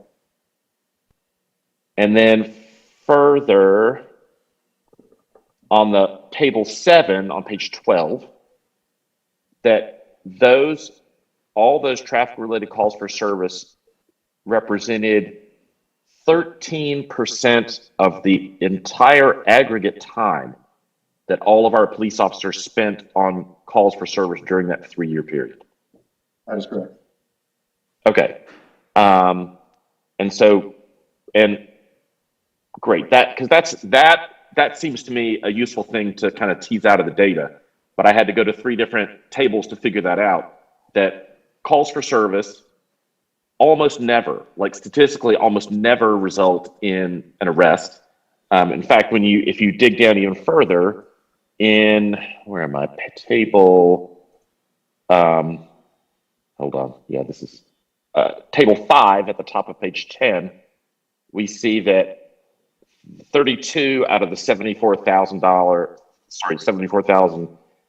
traffic-related calls for service resulted in arrest, but 130 of them resulted in non-custodial police action. By the way, what does that mean, non-custodial police action? Is that like a stern conversation, or is that something else? I think I would have to refer back both to the data sets and the analysts that did that to be more specific on that. But I would imagine it could be something like a citation or some other sort of documented censure. And to your point about having to revisit multiple other tables, if it is helpful for us to reorganize this data in any way, if you only wanted to examine one nature group, for example, if you only wanted to see the traffic and you wanted to see across those different tables, we can put all of that in the same place. And if it's useful to pull in other things to crosstab on that, for example, if you want to see of all those traffic stops, the arrests, the very few arrests that do occur, were they resulting from an officer-initiated call versus a call from the public? Those are things that we can add and examine. And we do appreciate the feedback that making this data as accessible and interpretable as possible, that is our mission. So thank you very, very much for that. I appreciate it. I guess when we embarked on this process, it was my hope that we could get a better understanding of how officers were actually spending their time and whether there are different ways to conceive of how to address the need in the community that officers are filling in some way other than sending an armed police officer.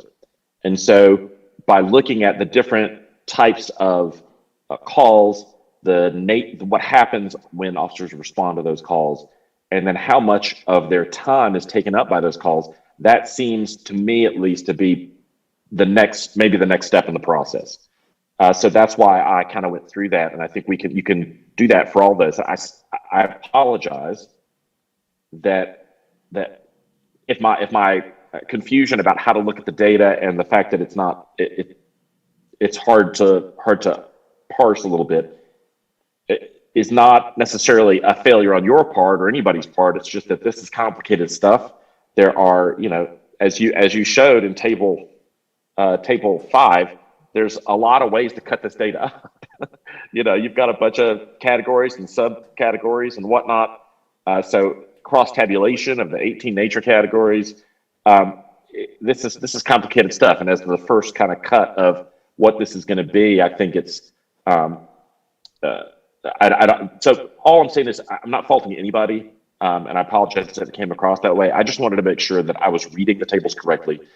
And that I think the next step is trying to help us draw some conclusions and then designing the various pilot programs that can test some of the assumptions that we think, or some of the hypotheses that we create together with your help at RTI, with city staff and with the council about how else we can address that community need. To me, that is how is the kind of the ultimate end result of this part of the work. And I just want to say again how grateful I am to our staff, and especially the Smarties at RTI for helping us get there. You can't spell Smarty without RTI, and I think that's important to remember. So thank you very much, everybody. Thank you, Madam Mayor Pro Tem. That's all I had right now. Thank you, Councilmember. Councilmember Middleton. Thank you, Madam Mayor Pro Tem. And thank you, crew, Monica, and all of you for the great work you're doing. I'm a big fan of Durham specific data. Even if it's in service to what is a universal truth, something we already know, but having the information that is specific to where you live and contour to your situation is always helpful. So I'm extremely grateful for this work. And the presentation you've put together is not revealing a problem. The reason why you're doing the research is because there's a problem that we all recognize, and that is too often folk are dying at the hands of police when what they really needed was somebody to talk to. That's what this is all about, particularly for Black and brown folk. And fortunately, we have some conversation partners around the country, some things we can look at around the country, because ultimately this is about us making a decision. This isn't an abstract, experiment or academic. We actually are looking to do some things and make policy based upon this. So I want to kind of tether my comments and my questions to some specific policy impacts. I hear military leaders say all the time that all plans are subject to meeting the enemy. No matter how you plan things, the first time you meet the enemy, all those plans are just get shot. So I want to talk about, and I want to use the Cahoots initiative that's in Oregon that many of us are familiar with, that's already up and running. I think to a person on this council, we all agree that we should have some more tools at our disposal, as our chief of police is fond of saying, more tools to respond to different initiatives. So my question is, and with all the data of what has happened, and I understand the predictive value of data, but again, I operate under caution, because once you meet the enemy, so to speak, plans can change. For example, if we had made plans based upon shooting statistics the year before last and kind of institutionalized some things, and then in 2020 we have a record spike in shooting, we'd have to revisit what we did if we crystallized some things based upon reduced shooting. And now, we've got to go back and look because we've had such a violent year in the city. So I want to talk about the amount of agility and responsiveness that would be built into a real world situation. For example, I know in Oregon, the Cahoots teams sometimes go with the police rather than be dispatched by themselves. So I want to ask about, have we documented the times when we thought it was going to be one call and it's escalated into something else? Now, I saw some anecdotally from some of the reporting I've seen on Cahoots where the team has gotten there and they had to wind up calling law enforcement anyway, because based upon what the call taker had assessed, based upon the information that the call maker was given, when the team actually arrived, the situation had morphed or escalated, and they had to wind up calling for backup anyway. So, and if this isn't a fair question, please let me know. Does the data suggest that, and again, I'm drawing from the Cahoots experiment, that we would be in a position in Durham to send unarmed teams based solely upon the assessment of a 911 call taker? Or does the data suggest that we should be sending these teams along with police responders that would allow us to have a wide range of response options? Or does the data suggest situations where the police arrive and they should fall back and create a perimeter and call for specialized service like they do for SWAT?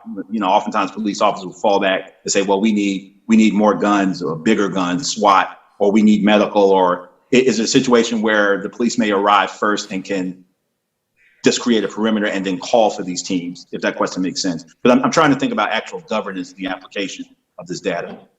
Councilmember Middleton, your question makes perfect sense. And I'm smiling on the inside because, Council, your questions are living up to everything I told RTI. They had to be prepared for a robust conversation.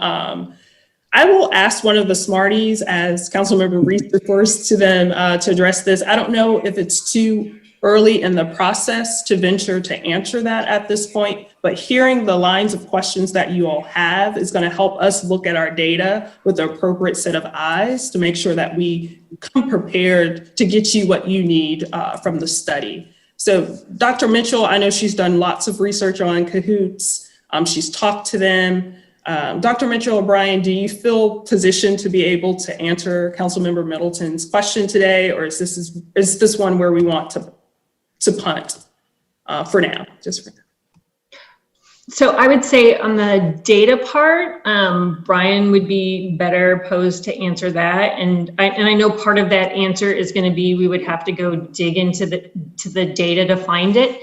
And I would also say some of the things that when you think about the questions that you're going to have, some of the answers might also be that Durham isn't equipped as far as how the data is pulled out to answer those questions. So the nice thing about this being an iterative process is also learning your systems, right? And we see this with other police agencies too, is they're not capturing data in a particular way, so you can't answer certain questions. So when we look at, did the call start one way, but the end point was something else, it's the difference between how a call was logged and then how it's closed. And I'd have to let Brian answer that as far as Durham's data goes. But when it comes to Cahoots and that program, it is a program that hasn't been evaluated yet. So they have not had researchers in from an unbiased point of view, examining the outcomes of their research. They've have data themselves that they track. Right now, we've been talking to them actually about RTI evaluating their program. And they have had situations where the call comes out one way, Cahoots goes in, and they have their data of those types of calls where they have ended up meeting officers.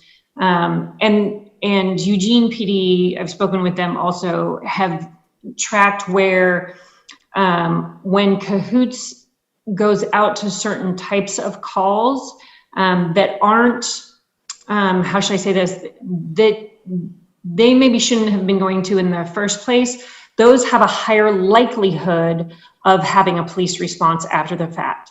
The calls that are really Cahoots types calls, they usually don't call for backup. They don't end up being the type of call that they need the officers for. They're perfectly capable of taking care of those type of calls.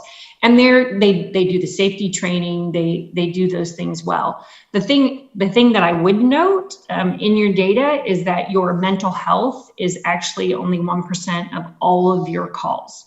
So when you're thinking about shifting resources and where you're going to think about having some alternative responses, it's one of your areas that is a lower part of your data points when it comes to, and this is the initial breakdown. These are large boxes. We haven't even gotten to the lower boxes, but I'll let Brian speak to the closed codes and how that worked. It's a good observation, and within the data, we can answer several different questions. Depending on how the CAD is structured, you can see the initial call nature and then the final call nature, and to see if that's changed within. I know that exists in Durham, but it's not something that we examined in the first cut of this data. And to your second point, not Cahoots specific, but broadly in terms of thinking about interventions, you make a good observation. There's different entry points where this intervention can happen. It can actually happen within the dispatch center. And I should have noted earlier, one of the partners on this project is the University of Chicago Health Lab. And they have quite a bit of expertise dealing with 911 dispatch and understanding that process. So the point of intervention could be at the dispatch where you're dispatching and responding differently. It could be sending different units post-dispatch. It could also be once you've arrived on scene, there's a determination made that you need an alternate response, the SWAT example that you gave. And there's one that's critical that we need to remember too, is there's these longer term interventions that don't necessarily have to happen at these periods of acute and heightened interaction where there's this high tension. If there are folks that are having repeat contacts with public safety resources, sometimes the best times to re-engage them would be outside of the call for service in the emergency structure whatsoever, and having teams that are following up with these people long term. So generally with this project, in terms of both the analysis and the types of interventions that we're going to offer and provide information at the retreat that you all have coming up, we're being as comprehensive as we can to provide a full suite of options for the city to consider. That is really, really helpful. Thank you. And Doctor, thank you so much. And for also your admonition that the Cahoots hasn't been formally studied. And I think I did say it was anecdotal. Some of the things I heard come from them regarding their response. And as a policymaker, as a decision maker, along with my colleagues, one of the things why I appreciate the data is because data serves as kind of a guardrail against any one of our particular ideological addresses, because sometimes we'll start with the end in mind and we just want to get to that end. But I would hate for Durham to be in a position where we've, based upon anything other than data, kind of contoured a response that would, for example, we take funds from one organization to fund this initiative, and then turn out we have situations where we're going to have to call on the organization anyway that we just hobbled with less funding, but we're still expecting the same type of response, the same type of service delivery, because we got there and realized we did need a different response. in this particular situation. And I didn't realize it was 1% mental. I thought it was going to be higher, quite honestly. But 1%, depending upon what the universe, could still be a significant number. I'm not saying that that's not a threshold for action, but I think it's very helpful for us to keep in mind that data is somewhat predictive, but we also keep in mind some real world data points out there actually when the team arrives, what happens and what can happen, and that we're agile enough and contoured appropriately as a city where we can still bring to bear all of the options we need to bring. Because I'll tell you, I'm not a clinician as a lay, I'm not a mental health clinician, but as a lay person, I'll just say, if any person at any time points a gun at me or pulls a knife on me, I'm assuming that they're having some kind of mental health situation at that, because you cannot convince me that, that's not antisocial behavior. If you point a gun at me or pull a knife on me, I'm already convinced that some type of emotional or mental help is needed under any circumstances. Criminality to me is still linked to that type of stuff. So left to me, we'd be sending a team out for every situation. But I appreciate the work, and I think it's going to be very useful in us as a city crafting the appropriate responses to keep more people alive. That's what we want to do. We know that it's usually Black and brown people that have bad outcomes in these situations, and that's what we want to do. And you're helping us a great deal getting to that ultimate end. So thank you, Madam Mayor Pro Tem. Thank you, Council Member. Other comments and questions from Councilmember Caballero? Thank you. Just really quickly, I really appreciated the last explanation, because when originally looking at the data, I was also surprised that the calls for mental health services were so small. The percentage was so small. The traffic part seemed, just from my initial speculation, that tracked. And so I'm glad that I'm glad this is an iterative process. I'm glad we're going to have a lot more time with you all at our budget retreat. And I'm just really thankful that we're approaching it. The whole idea of a menu of options is exactly, I think, the right way to approach it, these kind of mini pilots, so that we can really create something that is very Durham specific and really takes into context our reality here. So just thank you for all the work, and I look forward to hearing and learning more. Thank you, Council Member. Yeah, one thing I wanted to point out in the data is that quality of life is separated from mental health, but that includes, I think, some things that we might sometimes think of as mental health issues, like drug use and homelessness. So those two things combined get us to about 7% of calls, which is about the same as traffic, just in terms of thinking about pilots. Any other questions or comments? Mr. Mayor. Thank you, Madam Mayor Pro Tem, and I'm sorry, Ms. Sherpato, that I had to step away for a few minutes, but I was able to hear most of everything. I apologize if I'm going to comment on or ask about something that I missed earlier. Yeah, so when I was looking at the data, the number one thing that was on my mind too was the low number of calls identified as mental health calls in comparison to what I had expected, and what I expected based on riding with police officers. I don't know how many times I've done that, but maybe 20. And almost every single time there's a call that in some way I would identify as a mental health call. And so I wondered if in the focus groups, if that's something that you all could tease out. I don't know if you're planning on doing more of those or not. But I wondered if that was something that you could get from the officers, get some sense of that your kind of qualitative work might help us with. Thank you for that question, Mayor. Staff, we purposely did not attend those focus groups. We wanted to make it a safe space for the officers. Brian, just offhand, can you provide maybe some context to, did that come up in the focus groups and the impressions of our officers about the prevalence of mental health calls? Can you offer some insight on the spot on that? Yeah, absolutely. So I was fortunate enough to be able to conduct some of those focus groups. So while the analysis hasn't been completed, officer level reports are that yes, the percentage of calls that are related to or having some sort of root cause that are set with mental health, it is a higher proportion of calls than 1%. And some were saying that upwards of half of the calls that they were on were related to some sort of mental health issue. The way that the CAD data are structured and the way that we did this analysis is we were fairly narrow in examining which call types were directly related to someone in acute mental health crisis. And those calls are attempted suicide, crisis, involuntary commitment, psychiatric, and suicide threat. So if the area of focus and the key area for any of the alternative pilots is going to be focused on mental health, it's clear that we're going to either have to measure how we're defining mental health or doing a better job of using CAD and maybe subsequent data sets to identify or flag which of the calls are truly resulting from or have some sort of root cause that's based, whether it's an addiction or mental health, better capture that. I hope that answers your question and clears up some of the disconnect between the observations that you've had and what's borne out in the data.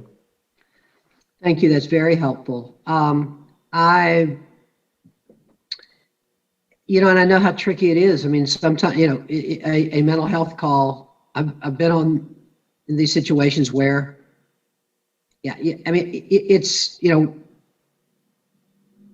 it's hard to figure out sometimes who needs to be there. I mean, I think that's one of the really hard things. And I know you're going to help us do that, and I really appreciate it. Mayor, Dr. Mitchell wanted to add additional context related to your question, if that would be appropriate, if she's able to offer some additional insight. Is that okay? Sure. Dr. Mitchell? Thank you. I just wanted, because you're speaking to what the research shows. So on the calls for service and the focus groups, and I think as we dig down, you'll see other things. And I think what it is that you're speaking to is the idea that if you're living in, a higher crime area or higher calls for service area, there is research that supports there is higher rates of mental health issues compared to like other areas that don't have that type of activity. So there's just been some recent research where they've paired a police officer with a mental health worker. And the idea was that when you're going to address community issues, you need to address both, because the violence and the high crime area contributes to the poor outcomes, right? To the poor mental health. So you have the mental health worker that's focused on the mental health issues, but the officers work focused on the public safety issues. So they work on the lighting, they work on, any kind of traffic issues, they work on the issues going on in the community, and the mental health worker is focused on, helping that community with what's going on in the community. And they've shown that both it increases the public's view of police legitimacy, it helps the community reduce their mental health issues. And it's only one study, so it doesn't mean that it works everywhere. But it was just recently published, I think within this last year. But it was very interesting. But I think that's kind of what you're speaking to, is this idea that, you might not have a call for service, but it's still there within the community and it manifests itself in other ways. Thank you. Yeah. So, we also have, and we just approved today, we'll be approving on Monday night, a relicensing for a licensed clinician who works with our police officers. And I wondered if you all that's a person who has this very direct experience with Durham Police now. And I wondered if you all were planning to interview that staff person. Brian, I believe RTI in a separate engagement, is that a project where you all are already engaged with DPD? You're talking about the currently funded Arnold Ventures Individuals in Crisis Work? Perhaps. The mayor is speaking to, we have a clinician that we're renewing a contract with. And at any point, it sounds as though that would be a great person to interview as a stakeholder to get some additional qualitative analysis of what's going on the streets. So we will add that to our radar and our project plan, Mayor. Great. Well, I'll just say this is great and very exciting. And it's interesting to hear that data is your love language. Actually, it turns out I have to ask my wife. I think it might be her love language too. I better check that out. But this is very, it's great to have the data. And I'm, I keep wanting to, I look at general calls for service. I can't remember what that category was, 29% or something that calls. And I just want to get in there and figure that out a little bit more. And I know that you all will do your best to help us with all those kinds of things. I think I'll just say on the mental health stuff, this is, I think, what we hear a lot and we talk about a lot, that we want to find alternatives for people who have these kinds of mental health crises. And so, yeah, when all of us, I think when we see, oh, gee, it's less than 1% of calls in this data, we've at least, we've talked some about how this doesn't match up, at least with my experience. And you all have done a good job of talking about how these things kind of intersect. And what Dr. Mitchell and Mr. Agard said made a lot of sense there. But I think, that's the kind of thing we're searching for. What are these big categories that we can kind of help with? And I know you'll help us parse that. And I really look forward to it. And I'm so glad that this is going to be one of the major topics for our retreat. And I want to thank our city manager for making that happen. And to you, Ms. Chapato, for leading this work, for getting us all these great partners, and just want to appreciate it. So thank you. Thank you, Madam Mayor Pro Tem. Thank you, Mr. Mayor. I have a few thoughts as well, and then we'll circle back to council members. So yeah, I just want to agree with you, Monica, that data is absolutely a love language. And I appreciate all the work that went into getting us this data. There are a couple of areas where I think it's going to be really important to drill down more. And I'm sure that you all are already thinking about giving us more detail on this general assistance category. That's 25% of calls. I think that getting a little bit more disaggregation on what the nature of those calls would be really helpful in thinking about what kinds of alternative responses could be useful. The 30% directed patrol number, I also think it would be great to have more disaggregation there. It may help inform pilot options, but I think it will definitely give us a better sense of what officers are doing, like what self-directed activities officers are doing, which I think is just good for us, good knowledge for us generally, as well as information that we could potentially put into thinking about pilots. For me, the thing that stands out, I think we need to think a lot more and figure out the mental health issues, because I also thought that number would be higher. I think when you add in quality of life, it gets closer to what I thought it might be, which I was guessing more like 10% or more. But the thing that jumps out at me the most as kind of low-hanging fruit for a pilot is the traffic response, which is 17% of calls, but then 13% of time that officers are spending, and resulted in very few arrests or other action. I think Philadelphia has recently either started or put into plans for an unarmed traffic response team. And there may be other cities around the country that are looking into that field. And that to me feels like, just looking at this data, that's the easiest priority that emerges from the data for an alternative response pilot. And also the quality of life combined with mental health, I think would get us to a significant enough number that it would make sense to try to start diverting those calls. The other thing I wanted to point out about mental health, while it's only 1% of calls, it was 2.5% of officers' time. So it is taking up a disproportionate amount of police resources to deal with mental health calls, which I think we would agree the vast majority of them could be better handled by someone who was a clinician trained to deal with mental health issues rather than an officer. And looking forward to digging into all this more at our retreat and getting these pilots off the ground. I really appreciate this approach. I think it's very thoughtful and wise, and is going to allow us to implement these programs in ways that keep our community safe, move us in the direction that we want to move, and are backed by evidence that we can look to and tell residents that we've actually studied this issue and that we're moving in a direction that is warranted by the reality that's happening in our city, rather than, just an idea that we had that we should do a thing. I like all of our ideas. I think our ideas are great, and I want to do a lot of things. But having this kind of data to inform our decisions is really valuable and important. Thank you, Councilmember Caballero. Did you have another question or comment? I would like to see the study that Dr. Mitchell was discussing. If that could be sent to us, I would really appreciate it. Great. Thank you. Councilmember Freeman.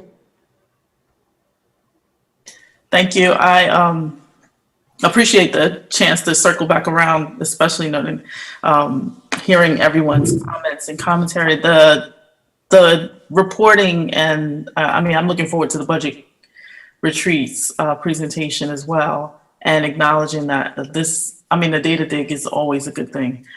I just want to make sure that I note that this is the point of contention for me around some of the conversations with time and effort have been around whether or not we need additional officers or not, and acknowledging that if we're talking about additional transportation officers or directing officers to be in transportation, I want to make sure that we're bringing all of that to the conversation and acknowledging that the time that's spent is time away from an investigation or time away from responding to a more dangerous situation, and the level of complexity of what officers actually do has to be investigated as well, or at least reviewed as well. And so I just want to make sure that the experts are also included in this context. And then I also wanted to note that this is, I want to echo Mayor Pro Tem's comments in saying that this is a phenomenal way to start and to dig into this work, and acknowledging that the data can tell a story. And I want to appreciate our former city manager, Tom Bonfield, for really pushing us in this direction and making sure that we use our resources in RTI to come up with a way to do this. So, and other than that, I'm really excited. I can't contain myself, really. It's just the possibilities are endless once we start, to really dig in and figure it out. And I really am looking forward to seeing how we can address the issues around the implicit biases that Councilmember Middleton raised, and of course, and being able to address the mental health needs of folks in our community, acknowledging that I think in every instance, mental health is probably a part of it, and we've got to make sure that we're bringing more organizational support to the table, and whether it's the city, the county, the state, making sure that we're not just trying to do this all ourselves through the police department is important as well. Thank you. Thank you, Councilmember Middleton. Thank you, Madam Mayor Pro Tem, and thank you, Council Freeman. I'm going to associate myself with your remarks and just again reiterate that as we proceed, I think this is critically important for saving lives. Too many lives that have been lost because we sent the wrong type of response. But I also want to reiterate that I think the data will help us and provide guardrails from just purely ideological policymaking. I mean, whatever categories we send these teams to, I'm going to be driven more by, rather than a database snapshot, which literally can change from year to year, a la gun violence in our city last year, to real world possibilities when we arrive on scene. For example, I haven't done as many ride-alongs as the mayor, but I was on a ride-along in District 4, and we thought it was a traffic accident, but turns out it was a traffic accident because the person was criminally intoxicated. The level of intoxication was criminal. I was on a call one time where a traffic accident turned into a road rage incident. So it became a law enforcement, matter. So I just want to make sure that we are equipped as a city and have a robust enough response menu that's data driven, not ideologically driven, but data driven, so we can provide the services that our residents need. I would love nothing more than for armed officers to fall back and people to have the mental health help that they need. But God forbid, we're going to answer different questions as policymakers if we send mental health responders and it turns out we needed to surround a house full of white supremacists with long guns. And as a government and as a city, I think we need to be prepared to respond to all of those things. We can do it. We're smart enough in Durham. We're the fourth most educated city in America. We can craft a robust municipal response where we can do it all. Keep our people alive that are Black and brown and under stress. Any people that are under stress, mental distress, and also respond as we need to respond to all contingencies. And that's what's going to govern my participation in this debate, discussion, and ultimately policy decisions. Thank you, Madam Mayor Pro Tem. Thank you, Council Member. Other thoughts or comments from Council? All right, Councilmember Freeman. Just one note. The one thing that I just can't miss this with the traffic. Well, the traffic officers. I really don't want us to get to the New York level of where we have traffic folks on standby to tow cars away.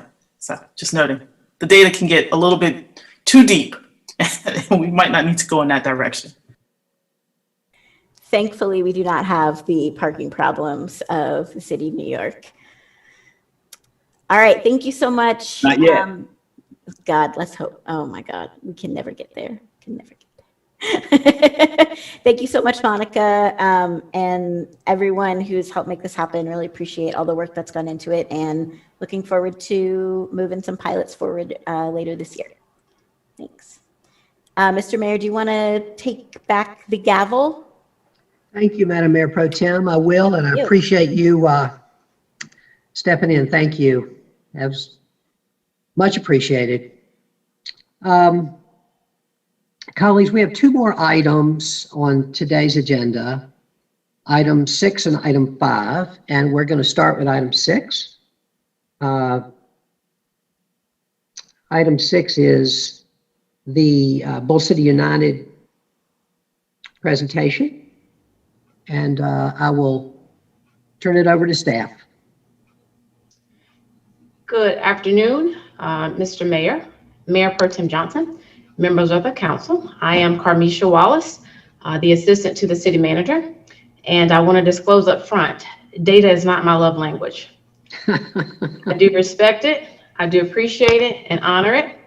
But I would have to say that mine is acts of service. And in that vein, I'm delighted to have this discussion with you all today. If you might recall, several months ago, this council asked the administration to pursue an expansion of the Bull City United. Since that time, I've been working feverishly along with some other colleagues who I will mention to respond to this council's request.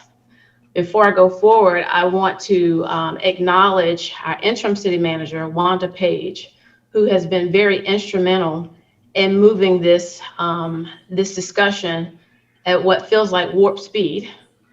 But I certainly recognize the importance of the gun violence in this community. And I think this council has made it abundantly clear that you intend to address gun violence in the community. So I definitely want to acknowledge Wanda's support and leadership in this work. I also want to shout out or acknowledge County Manager Wendell Davis. While we were away working on this assignment, Wanda and I spent several hours, not at one time, communicating with County Manager Wendell Davis. And the information and guidance that Wendell has provided has been very instrumental in us crafting this presentation. I also want to acknowledge General Manager Joanne Pierce, who actually is on the call with us today. Many of you may know that Durham County, I think, has their work session or has a work session today during the same time. And so I want to thank Joanne for agreeing to join us for this very important conversation. Earlier in the meeting, Councilmember Middleton made reference to weightlifting. And so I have to acknowledge Jason Sheese, who's at the police department. Jason has been my spotter throughout this process. So if anybody knows anything about lifting heavy weights, you must have a spotter if you want to do it safely.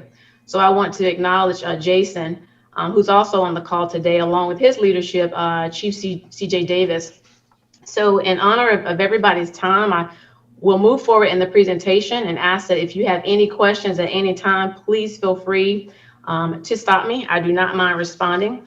I think that the conversation that you just had was a great segue into this conversation, because it reminded me of not only you all's importance of addressing violent crime, specifically gun violence in Durham, but also data-driven decision-making. Councilmember Freeman just pointed out not wanting to get too deep. And so hopefully, if we need to go deep, we're prepared to go deep. But if we need to stay surface, we can do that too. But I want to point out, we all know there's quantitative data as well as qualitative data. And so we're going to talk a little bit more about that. So moving forward, I just want to remind the council that Joanne Pierce, along with the Bull City United team, was invited to an October 22nd City Council work session of last year to explain the Cure Violence model and Bull City United. So I won't spend a whole lot of time talking about that, but I just wanted to refresh your memories of that Cure Violence model. The memo provides more detail on the history and the evolution of the Cure Violence model. But as you all know, here in Durham, our Cure Violence model is named Bull City United. The model has different names depending on the community, but ours here in Durham is Cure Violence. The program here in Durham began in November of 2016. And we started in, I'm saying we as a community, started in the census tract 13.01 as well as 14.00. Some refer to it as census tract 1400. And I'll talk a little bit more about those census tracts as we move forward.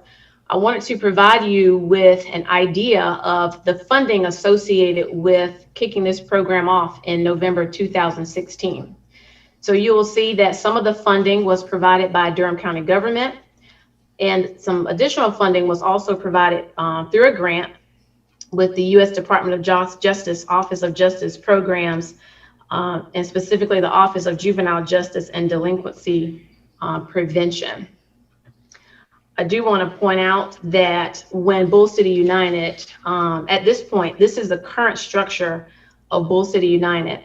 There's a program manager who oversees the work of the supervisor.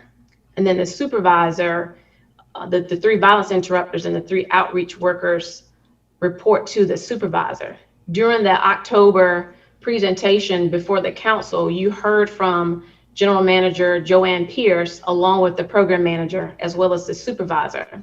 And I've put off on the side of the slides on the left for the 3 violence interrupters, detecting and interrupting conflicts, because that is, in a nutshell, that's their primary work. I say in a nutshell, just out of respect for time. That's certainly not to minimize the work, the importance, and the impact of the work that they do, but in a nutshell, that is what their primary focus is.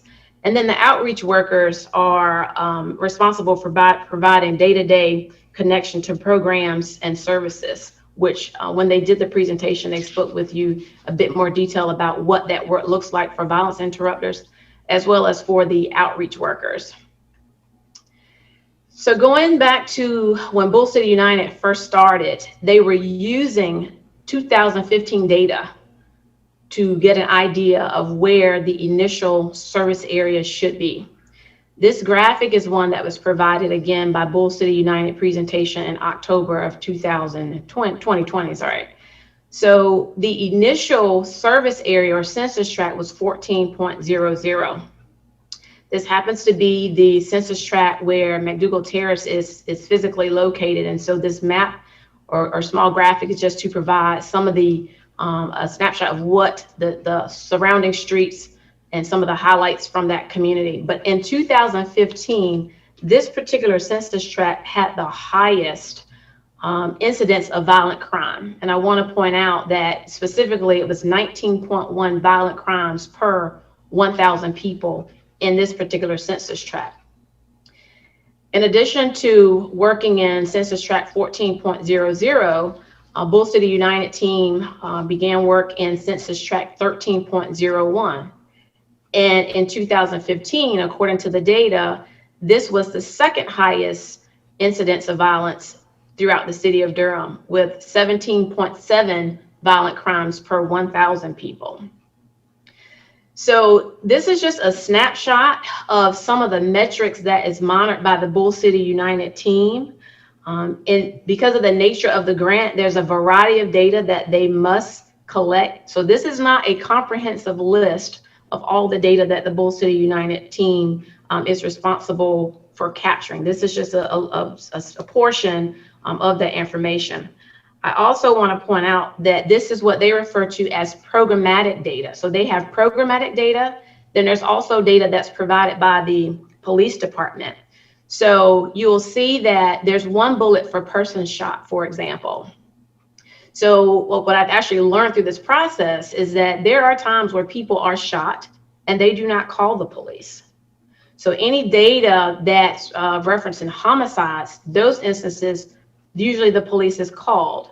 So there's a distinction between person shot and homicide from a data perspective. Obviously, there's the obvious difference, but I just wanted to point out there's a difference between police data and then the programmatic data that Bull City United is responsible for capturing. But there are times when police department provides data to Bull City United and quite frankly to anybody that requests that data. So this is where this particular chart represents a longer period of time. This represents the percent change or difference in gun-related violent crime per census tract between October 2013 and September 2019. So you'll note at the top of the slide and the label, it refers to benchmark to treatment. So benchmark is essentially before Bull City United started, okay? Treatment is essentially since Bull City United.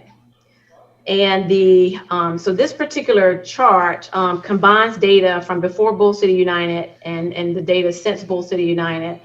And when we talk about gun-related violent crimes, we're talking about homicides, robberies, aggravated assaults involving guns. So I do want to point out, just for everyone's edification who may be watching on TV or YouTube or social media, that Census Tract 13.01 represents the southern end of the South Side community, and Census Tract 14.00, that includes McDougal Terrace, as well as other parts. McDougal Terrace is not the only area located in that census tract, but there are some other communities within that census tract. Just trying to provide points of reference for you and going back to that map. And then also, so the graphic that shows the green bar that shows a drop of negative 1.78%, that indicates an overall 1.78% reduction in violent crime in the two Bull City United target areas, again, which are 13.01 census tract and the 14.00 census tract. But overall, between October 2013 and September 2019, citywide, we saw an increase of 16.49% in gun-related violent crime. You'll note that we have a decline in census tract 11.00 of a drop in 2.1%, again, between October 2013 and September 2019. While there was an increase of 27.5% in census tract 13.04 and 17.09 census tract saw an increase of 17.56%. So that is a longer period of time where the data was reviewed. This next slide represents shooting incidents over a shorter period of time. And so this is a more current time frame covering October 2019, which I believe is when the grant ended from the U.S. Department of Justice, to September 2020. And you'll note that there were 820 total shooting incidents during the stated time period. So this slide here includes a couple of different things. So there's the bar chart, which looks quite different from what we saw on the previous slide. But I also want to point out the maps that are included here, and where you see the red circles, those are the areas where there's a concentration of gun-related or shooting incidents in these particular census tracts. So the administration is actually recommending that the council, if the council chooses to pursue an expansion, the administration is recommending an expansion to 2 of the census tracts that have been identified. And those 2 census tracts are 13.04 and census tract 17.09. And so based on our communication with Durham County, who's been in communication with staff at University of Chicago, along with communication that we've had with members of the Violent Crime Reduction Roundtable, there was data used, quantitative metrics that we've been shared, as well as some qualitative factors that have been provided in as a basis for the recommendation that we're putting forward at this time. So based on the recommendation, we are suggesting that we go with the 2 census tracts, which would require 7 new FTEs. 1 would be a supervisor, 4 would be violence interrupters, and 2 would be outreach workers with the responsibilities that have been previously described. This is the administration's recommendation. However, I do want to point out there are some other options that were considered. If the council wants to just expand to 1 census tract, we've provided the costs associated with that, along with the staffing that would be required. There's also an option to pursue 4 census tracts, which the 4 census tracts that have been noted that would require hiring 18 FTEs. And then the breakdown of those FTEs required are noted there.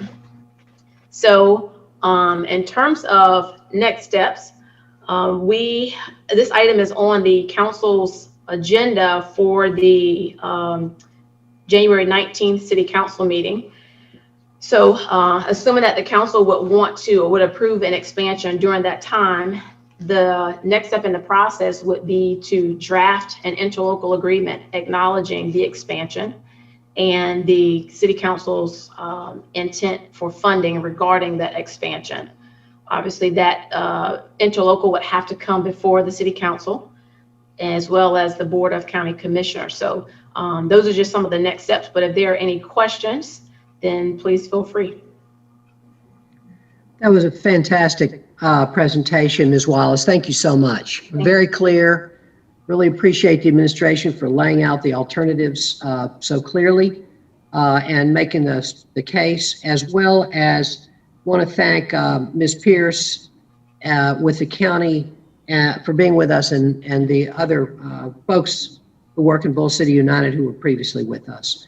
So colleagues, questions and comments for Ms. Wallace? Mayor Pro Tem and then Councilmember Freelon.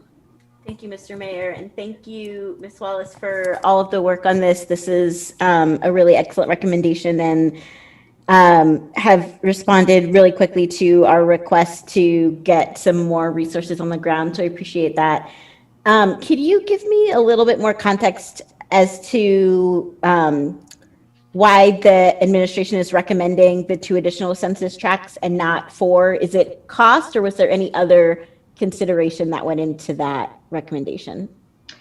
Well, cost was a consideration, but then also acknowledging for the county to hire 18 essentially at one time or pretty rapidly would be a significant lift for the for Durham County, since they would be the employer of the required individuals. Not a barrier, but we thought that essentially we would probably start a little bit smaller before taking the full leap to all 4 census tracts. Thank you. I saw Ms. Pierce jump on. Could you comment on that as well from the county perspective? Certainly. Good afternoon to the mayor, Mayor Pro Tem, City Council, Manager Page, and thank you, Kamisha. Yes, just wanted to provide you with options, and also I believe the council is aware that just staffing and onboarding this particular type of group really takes careful consideration and time.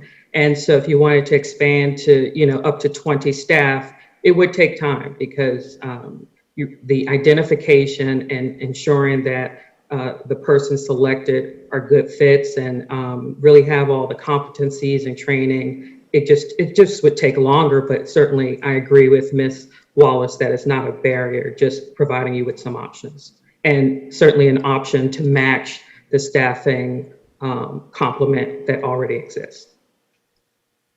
Great, thank you. Yeah, I absolutely support the staff's recommendation. I would support going up to 4 additional tracks if the county felt like that was manageable and we could find the money in our budget. This is something that we all care deeply about. It's an approach that we all think is worth pursuing. And this, under $1 million investment, given the context that our community is in right now, with increased violence, with COVID. And this is just this is a tiny percentage of what we spend on policing, where we are spending $70 million a year. I think that it's absolutely worth making $1 million investment in this kind of alternative, and would be happy to support the larger expansion as well. Thank you, Mr. Mayor. Thank you, Madam Mayor Pro Tem. Councilmember Freeland.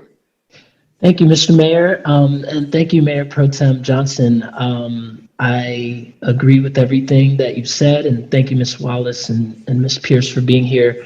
I wanted to provide a little context for those who might be watching when Ms. Wallace talked about the lightning speed with which our wonderful city manager, interim city manager, Paige, has brought to this process. I think there's been a lot of frustration with folks, especially as shootings had continued to ramp up throughout 2020, about the slow pace with which we've been able to address this issue. And it just takes time. That's the one thing that I've learned since I've been on council, which I didn't fully appreciate when I was an activist on the outside, kind of pounding on the door, asking for change, is literally the amount of time that it takes. The coordination. I remember calling City Manager Paige, after shedding tears with members of the Durham Committee on the Affairs of Black People and other folks who work in the community and care deeply whenever a person is shot, and reaching out to family members and, what are we going to do? And, because this is something that's a city-county issue and there's so many moving parts, I just wanted to sit with some deep, deep gratitude for our staff for doing this comprehensive deep dive. I definitely want to get as much as possible and expand with the 4 census tracts as well. So I wanted to align myself with that, but also just to share a word of gratitude, but also for those who are kind of asking questions about, we are the ones, and, there are just so many members of the community who are frustrated and want to act. Mayor Shula, I just want to give you a shout out as well. I think when you did the press conference with the police chief a couple weeks ago, that was also really instructive and informative. And, I think that empathy part is kind of missing when you're grieving from the sheer amount of violence that we've experienced here in Durham in recent years. So definitely gratitude. Definitely, that was lightning fast. I can see that. And I would hope that, county staff, it does seem like a heavy lift, 18 people, especially during the pandemic. But I totally think it's worth it. And now is the time when it's really needed. So, to my colleagues, please, I think that scaling up with the option 3 is definitely where I stand. And I hope we can get more support around that. Thank you, Mr. Mayor. Thank you, Council Member. Other colleagues?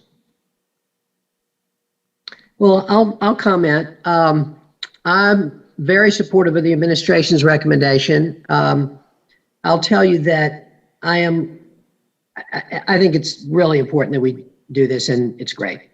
I don't think we ought to go all 4 at this point. The reason being simply that we've got a giant giant budget hole. This is not a one-time expenditure. What we commit now is something that we're committing to continuously fund. And there are a lot of things that we've already committed to that we're going to be adding to our budget. There's so many things that we want to do. I really want to raise our employees' pay this year. I really don't want to lay anybody off from the city of Durham. All these things are, I think, there are going to be choices that we face over the next few months. And I think, to me, it makes a lot of sense to fund these two that that the administration is recommending. Let the county hire them, get them up and running, and then see through our budget process if we have enough, what is this our top priority for that next $600,000, which is the additional money it's going to cost. So those are my thoughts that I want to offer. Okay, other colleagues? Councilmember Middleton. And then Councilmember Caballero. Thank you, Mr. Mayor, and thank you, colleagues, for your great insights, Madam Mayor Pro Tem and Councilor Freelon. Thank you, Ms. Wallace, and the team for the great work on this. When I asked the council to consider this last year, wrapped in some other things there, this is what the beauty of deliberative government. We're not going to agree on everything, but I'm incredibly grateful that the things that we can coalesce around and agree on, that we can move on. This is a critically important day, I think, for our government, for our city, this conversation, because alas, I think today we can say that we are moving with deliberate speed towards crafting a substantive response to gun violence outside of the traditional police response. Something happens, call the police, they go investigate, hopefully arrest someone. But this year, 2020, I think, has called for us to do some things beyond that paradigmatic address, beyond what we normally do. And I think the expansion of Bull City United is an important first step. I want to say, it's a first step. I'm excited that we're going to do this, but we'll have very little time for, victory laps or high fives, because there will be some other things that we need to do. When I saw this model at work, when the Department of Justice gave money for us to send a delegation to Boston that was a part of in I think it was 2015, before I was even thinking about running for elected office. And I had an opportunity to see this model at work in other cities, namely Boston. And it was part of a comprehensive, multifaceted approach that radically impacted violence, not only gun violence in Boston, but the relationship between the community and the police as well. So violence interrupters was part of a multifaceted thing that included wraparound services. It included a ShotSpotter. Boston used ShotSpotter along with violence interrupters, along with wraparound services, along with creative community-based initiatives like We Are the One Fund, all working together in concert to kind of flood the zone. Not overly intrusive surveillance through video cameras, but ShotSpotter, because they didn't want cameras all over the place, in conjunction with violence interrupters to make a real impact. So this is a critically important day, and I'm very, very, very, very, very pleased that we have coalesced around this. I do want to add my weight to option for the 4 additional census tracts as well, and I want to do it. I want to do that, and I fully listen. Everything the mayor said, amen to it. We got a budget gap, but I think we're also facing an optical challenge as well. There's nothing more important that a government can do than to protect the lives of its people. I mean, if you run down a list of things, no matter what you talk about, if it's voting rights, economic empowerment, you have to be alive in order to participate in any of those things. If we can't get our young boys and girls out of kindergarten, out of elementary school, to graduate from high school, all of that, to experience all that great stuff is waiting for them, then all of that, none of that matters if you're not alive. There's nothing more important than we can do as a government than protect the lives of our citizens. I think an under $1 million investment, close to $1 million investment within the universe of other things we do, because I think if we don't do option 4, then we're going to have a conversation and justify, anything else we propose next year. Anything else we propose next year will be held in tension to what have we done to address the most pressing quality of life issue facing our city right now. that is gun violence. Whether it's $2 million for participatory budgeting, whether it's a cool $1 million that we've laid aside for whatever the Wellness and Public Safety Task Force comes up, whatever we spend money on, it's going to be held in tension against this. And I think we would be hard pressed to explain to the city why, given the onslaught of gun violence that we're facing, that we did not, even if we phase it in over the years, that we did not go as bold as we can, based upon the recommendations from the staff, to address the #1 issue facing our city right now. And it's not, we didn't even cross the $1 million threshold. We just came close to it, to impact gun violence, given the record number of shootings we've had in our year. I think from a moral point of view, whatever else we spend money on in this next budget, it's fully aware that we have a budget gap and that it's going to be a struggle. We're going to have to justify those expenditures relative to what we do about this issue of gun violence.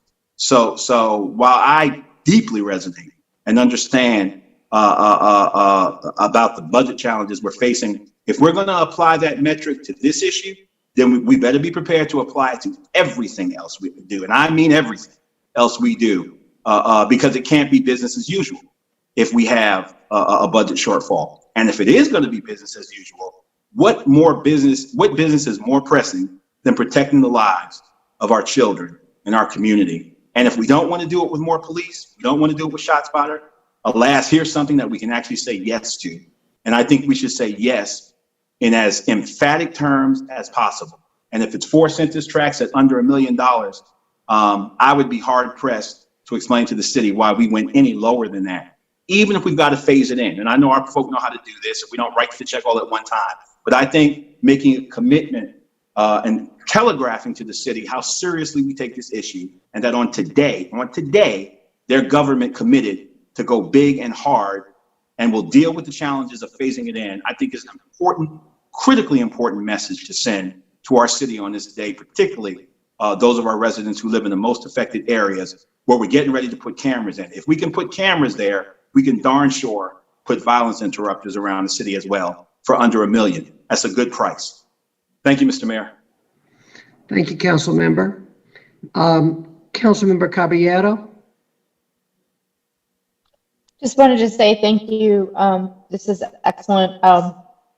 Councilmember Freelon, that is one of the things that I hear a lot about is from residents is the just frustration. And I always like to remember this is public money. And so the work has to be done in the public and it has to be transparent as best as possible. And that takes time. And so that is, and I get frustrated with that as well. And I just continually remind myself that that is why we have all these processes in place. I'm happy to either do the staff recommendation or the higher amount. I'm kind of stuck, quite frankly. I'm anxious about our budget.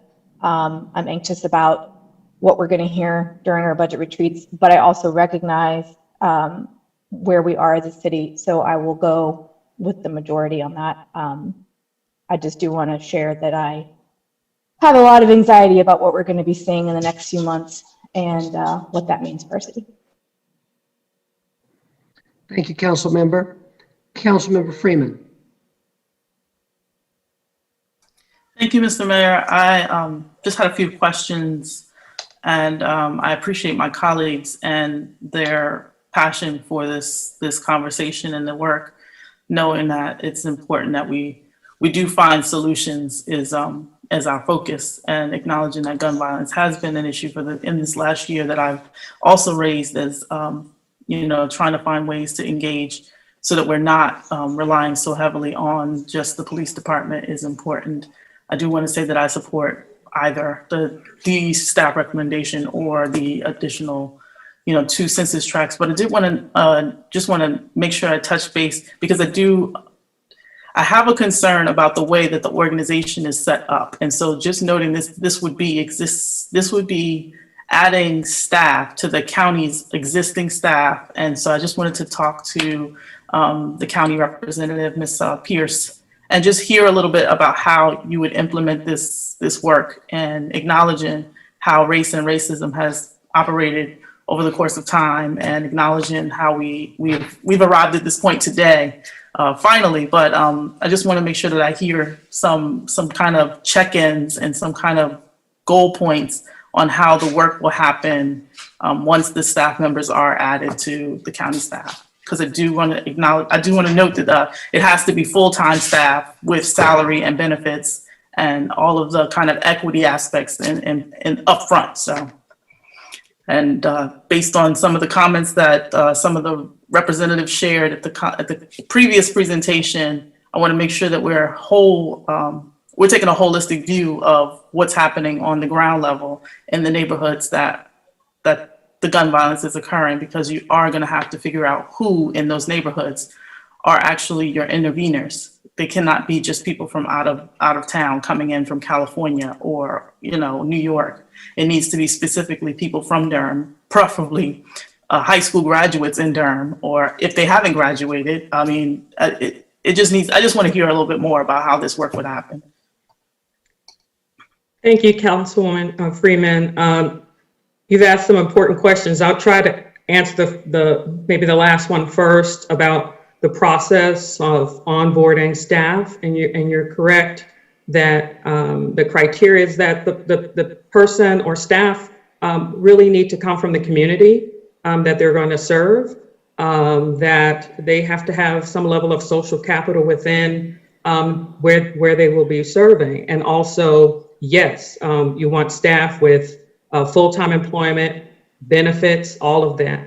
However, we do have a process in the beginning where the staff person may be, to ensure that they're a good fit, may have a short period of temporary assignment, and then definitely open in the application so that someone can be on board full-time with benefits. Because if we're going to talk about equity, we want to ensure that people have an opportunity to thrive and work full-time and receive benefits.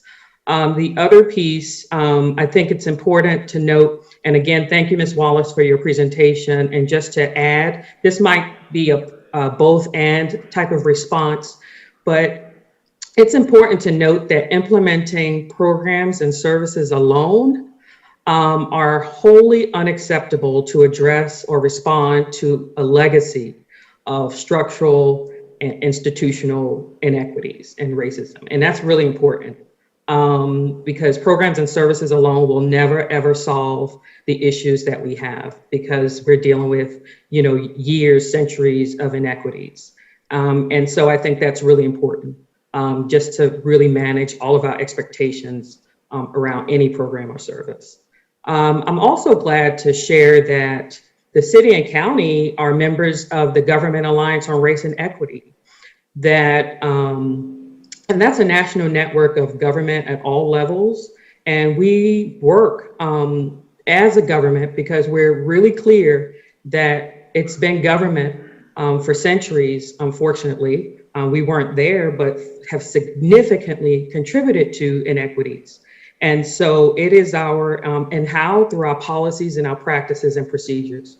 And so, so then it's our responsibility to really participate and actually take the lead to address structural and systemic racism. So, and that ties in certainly to this program because we can't just, again, rely on a program to address or solve the issues that we've had for centuries. And so I just want to say that. And that doesn't mean that we don't need this program or interested in the program, but we have to do our own work in government to address the systemic issues that produce these outcomes. And often when we look at an iceberg, and all that we can see is 10% of that iceberg, but if we're not going to delve more deeply into the 90% of why people are situated differently in society or how things are showing up, then we'll forever just work in that 10% area and never delve more deeply. So, and then again, it's our responsibility in government to do that. We definitely have opportunities during this particular time in history to make some real change and not just superficially. So, and how do we do that? By sharing common understanding and language around racism, what it is, what it's not, how it shows up, and how it even spends on its own access and doesn't require any of our permission or intent. And so we have to really be comfortable and courageous enough to really have these conversations so that we really can delve more deeply into the issues that we do have. So anyway, I just want to say that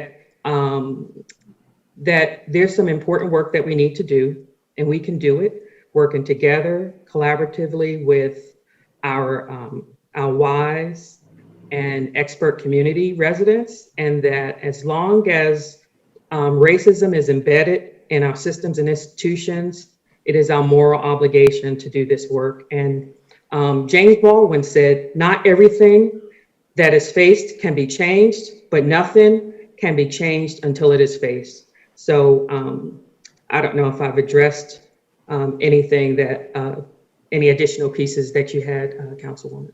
Thank you. I appreciate that, Ms. Pierce. I do think you addressed a little bit of it, and I would love to hear from our interim city manager, Paige, if there are any ideas around how to incorporate some of this conversation into the context of what happens with the additional staff, so that there's some way to have reporting out, because my continuous concern is always going to be, how does the community stay at the forefront of this direction or support, and making sure that there is a lot more transparency in what happens with Bull City United or any other intervening program that we put in place. And so if there's a way to kind of structure conversation or contract or interlocal agreements that kind of tie outcomes and goals that are reported out to maybe the health and community health and safety task force or the race equity commission, whatever it looks like,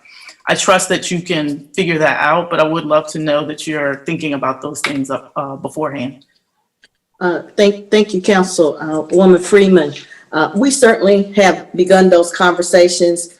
We have numerous interlocal agreements with Durham County. None of them are identical because they all are tailored to the work that's actually being done. So, reporting, whether that be quarterly reporting, whether it be, oral reporting out to the city council from time to time, we can build all of those kinds of accountabilities and reporting structures to related to this work. We have not heard a lot of reporting from Bull City United in the past. We weren't an investor, and I will use that terminology. We were not funding the program, but with this expansion, we will be a partner in the program. So our interlocal agreement will cover the accountability and reporting components that you refer to. Thank you. I appreciate that. And just noting, like I said, I, similar to Councilmember Caballero and Fine, have concerns on where we fall in our budget shortfalls, but am fully ready to support at whatever level our majority decides. So I would just add, if I may. Please do, Manager. We hear every comment that is being made, and we're thinking about how we structure the interlocal agreement with the actual timing of the ability to bring the employees on board and get them functioning. And we would bring that back with the intent of ultimately, according to what we hear, expanding to all of the census tracts, all 4 of them. But the interlocal that we work out in the background would reflect the actual operational components and timing of how quickly we would be able to move to full expansion. One other thing that wasn't mentioned directly, it has been mentioned, but regardless of some of the other outcomes that come from a initiative like this, what we end up doing is giving full-time livable wages plus to members of our community who live right in our community, who are helping us to advance some of the highest priorities. They end up with jobs and benefits like some of the rest of us have, in the community. So that just by itself, I have heard about some of the background and history of some of the employees that work in this program, and the difference that having this type of employment has made to their life and the lives of their families. And so that wasn't mentioned specifically here. We talked about the number of people, whether it be 7 people or 18 people. All of those will be working residents of our community who live in the communities that they're serving in when we do this expansion. So thank you. Thank you very much, Madam Manager. Councilmember Middleton. Thank you, Mr. Mayor. And Ms. Pierce, thank you so much. I should have acknowledged you at the top of my remarks. Forgive me. I want to thank you for your work and your partnership with Ms. Wallace, and for your spot on observations about the need to still address the systemic root of all of this. And it's so critical. But I just want to say, colleagues, I don't know about y'all, but I kind of sensed some stars aligning here as we move forward as a city. Think about it.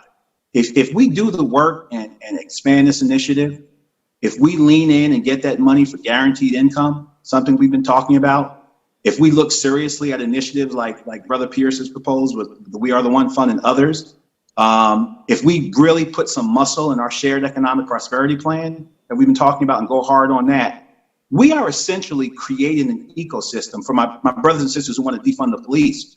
We're creating an ecosystem whereby we will start to organically defund the police, almost systemically, through atrophy, through diminished utility, which is something I said, if we do the work and really go hard on these initiatives, go beyond just talking about them, and put some real money behind them, and put some real creativity, we'll start to automatically, organically find that we can cut our budget in other places because we've done the work to build up our systems in other places, not wished for it, not hoped for it, but actually have done the work and spent the money and empowered the right people and listened to the voices in the community. We can get there organically and naturally and still be able to do what a city needs to do to effectively and safely govern itself.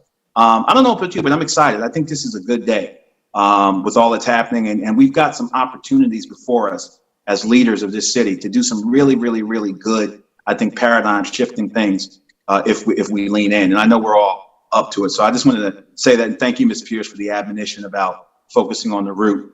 And I think we've got some opportunities to do just that and sort of move away from some of the traditional knee-jerk responses that all of us want to and know that we need to move away from. So I just wanted to say that. Thank you, Mr. Mayor.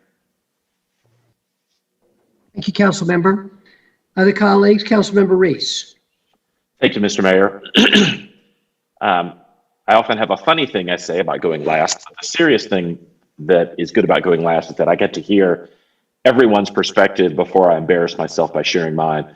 So I just want to thank all my colleagues for being brave and going first so that I can go last. I am in surveying the remarks we've heard so far from our council colleagues, Mr. Mayor, it sounds like we have one member who supports the staff recommendation only, 2 members who support either the staff recommendation or expanding the recommendation to 4 census tracts, and 3 members who support funding the program at the 4 census tract level from the outset.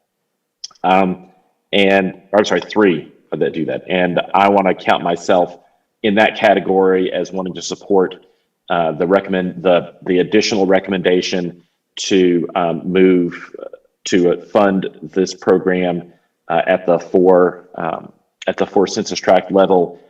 It would be really hard for me to face the folks in those 3rd and 4th census tract communities and tell them it wasn't worth the additional money, even in a tough budget year, to at least try to do what we can to make sure that we have the resources in place to support folks who are trying to make a change, to get folks involved in these situations who are in the community, from the community, of the community, to provide them with a good, strong basis of financial support, and then to put the tools in their hands to go out and talk to folks who are engaging in some of this violence, to talk about how they might make different choices. a year and a half ago, some of you may recall, I was actually running for re-election, and it's hard to believe. And during that re-election campaign, I came out and supported city support for Bull City United. I think today is a great opportunity for us to come together behind a proposal to expand that program in a really robust way. Mr. Mayor, you're 100% correct. Councilmember Calbier is 100% correct. We have a really difficult budget season ahead of us. The budget hole as we enter that process is the largest that I can remember as a member of the city council. And there's still a lot of uncertainty about what faces us in terms of revenues, in terms of the additional needs that are going to exist in our community, about what additional support might come from Raleigh or Washington as an output of those, quite frankly, broken political processes.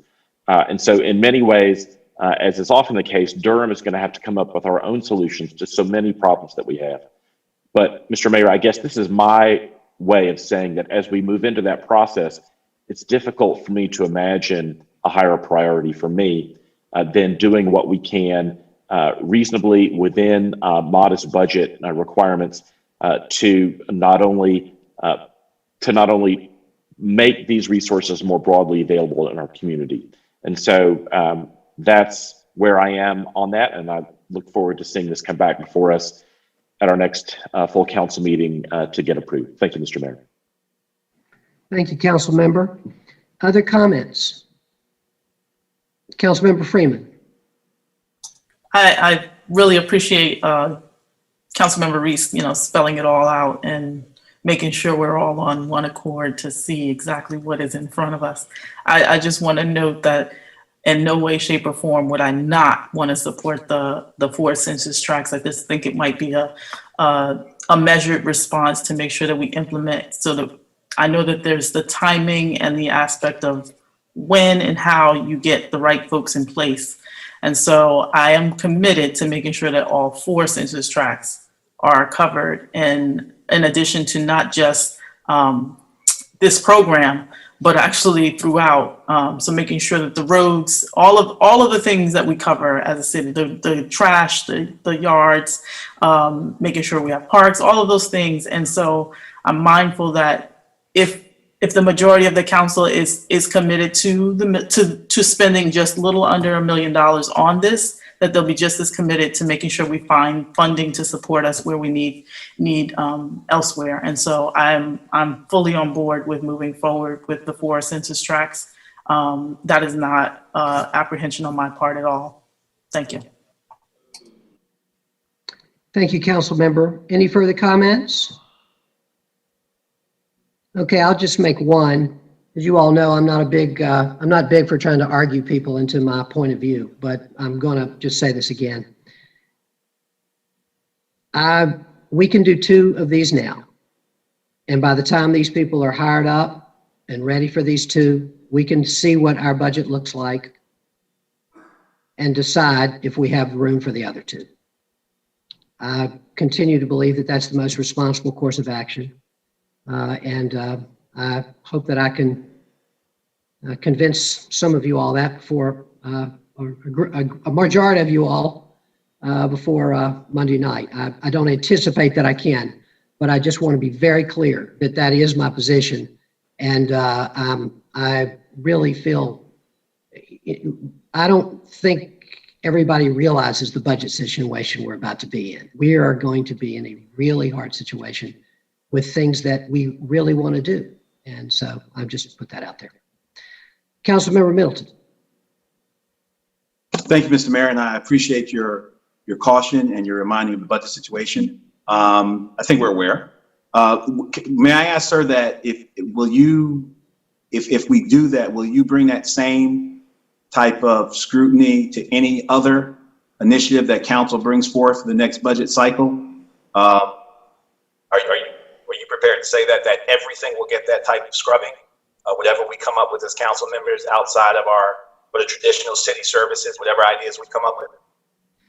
Yeah, my concern is not so much that we don't all give I think we all give that level of attention when we get to our budget cycle. My concern about this is that it's outside the budget cycle, that we're making a commitment outside the budget cycle. I'm happy to do that for 2 of these for 2 of these census tracts. And I might be happy to do it for 4 once I see what else is out there for us. And so,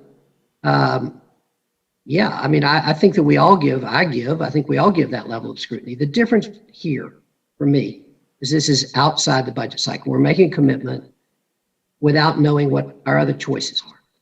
Right. And if I might, and I'll certainly yield to my colleagues. You're right. We all do bring that sense of scrutiny. I should have been more clear in my question. I was talking more of kind of that hard price, like if we say $300,000 some odd, that's going to be kind of a hard ceiling for me as we consider other things as we move forward, any other initiative that we might want to do as a council in or out of the budget season. I think the emergent nature of what we faced in gun violence in the city is precisely why we were having a conversation to begin with outside of the budget cycle. And I will also say that I mean, if we've got a firm commitment to look at more money in the regular budget cycle, and I understand what we're facing, but I don't think we were in the budget cycle when we committed $1 billion to the wellness task force as well. That wasn't during, if I recall, during the budget cycle. Correct. And yeah, that's $1 million. This is, and with all due respect, I think given, if you look at both initiatives, Bolster the United versus a task force that to date has not had a meeting yet, and given where we are, in terms of as a city, what the most urgent need we need to address in the right now, here and now, I think, the Bolster the United initiative, again, respectfully, is a far more important thing we need to be doing right now. And a number of my colleagues have spoken to the urgency of the hour. Councilor Freeland has spoken to the frustration in the city in terms of us, not seeming to be moving our feet quickly enough. I guess I'll ask somebody from the management office if we could, because I think it's important that the city sees us commit to what we can do. If we commit on our next meeting to the 4 cycles, and those folk aren't hired up immediately in 13, does the commitment mean that the money goes out the door immediately? And if we look at the realities of staffing up, the realities of training folk, we know that these folk aren't going to all be brought in overnight. And if I guess I want to hear a little bit from the staff of what phasing in would look like, and does us voting on 4 tracks mean that we've got to cut a $900,000 check that night, or realistically, as we do with many other initiatives in the city, there will be a process and a timeline over which those funds are phased in. Councilmember Middleton and council members, I also see Ms. Johnson coming on. When we have an interlocal agreement with Durham County, and certainly this agreement will be, some of it will be language that we're familiar with, but it will certainly contain language, as I mentioned when I came on camera before, that is unique to the operational components of expanding a program like this. If what we are paying for here is salary and benefits, that is what you see as a proposal. It is employee salary, statutory benefits, health insurance, the things that go along with a person having a full-time job, working for Durham County government, doing these things that we know that they will be doing in the context of violence interruption and outreach to residents that live in those census tracts. We pay based upon actual expenses in these types of interlocal agreements when we do our reconciliation at the end of every year. So if positions are filled, just like if we have positions in the city and they only are filled half the year, then we pay for actual expenses in these interlocals. That's a little bit different than we may have an agreement to give a nonprofit, a grant, and we grant that nonprofit, we pay them a quarter of it every quarter. We may have some cash transactions that we do between us and Durham County, but at the end of the year, we reconcile the interlocal agreements and we pay actual expenses. And I've actually confirmed that with our financial financial team. Ms. Johnson is here, and I've also spoken to Mr. Boyd related to the Finance Department's reconciliation of interlocal agreements. Thank you, Madam Manager. Ms. Johnson, good to see you. Do you have anything you'd like to add? Bertha Johnson, Director of Budget and Management Services. City Manager Page is correct. We have those agreements. We may make monthly payments to the county based on actual expenditures, and we reconcile at the end of the year with them. And so that is correct. We do not pay up front unless it is a grant agreement with an organization. Thank you very much. All right, council members, any other comments? Okay, we'll move this on to Monday night's agenda, Ms. Wallace, as a, let's put it on GBA. Yes, sir, Mr. Mayor. Thank you. Thank you. Councilmember Freeman, did you have one last question?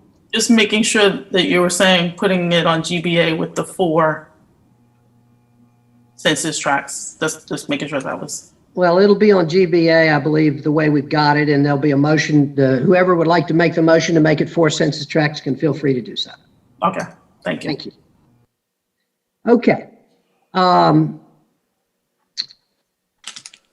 We have one more item, and that item is item 5. This is the non-discrimination ordinance, and I'm going to turn it over to our city attorney, or maybe are you starting us off, Madam Attorney? I am happy to start us off, Mr. Mayor. But as you know well, and I think I've already informed most of the members of council, Senior Assistant City Attorney Krista Kukuro has done the yeoman's work on this item, a lot of research and writing. So for the technicalities, I will definitely turn it over to her. This item is coming to council at the request of you and others on council. You all may recall that there was a provision in the legislation that ultimately resolved, if we're going to say it was resolved, the HB2 controversy some years ago that expressly prohibited local governments from adopting anti-discrimination local ordinances and other regulations that would affect private employment relationships. That provision sunsetted on December 1st of 2020. And in light of that sunset, there has been a rather robust conversation among local governments to spearhead efforts to provide broader protections at the local level for all of our residents. In putting together a non-discrimination ordinance for the city of Durham, Ms. Kukuro has taken a look back. Durham has had in place previously non-discrimination provisions. We currently have a fair housing ordinance that provides some protections, and the idea was to expand both the scope of our anti-discrimination efforts to employment matters as well as public accommodations issues, and also the persons who would fall within the purview of protection, provide some additional protections that are, some of which are not provided at the state and federal level, others of which are, but we just wanted to reiterate our commitment to them. So with that said, I am going to turn it over to Ms. Kukuro to address some specifics.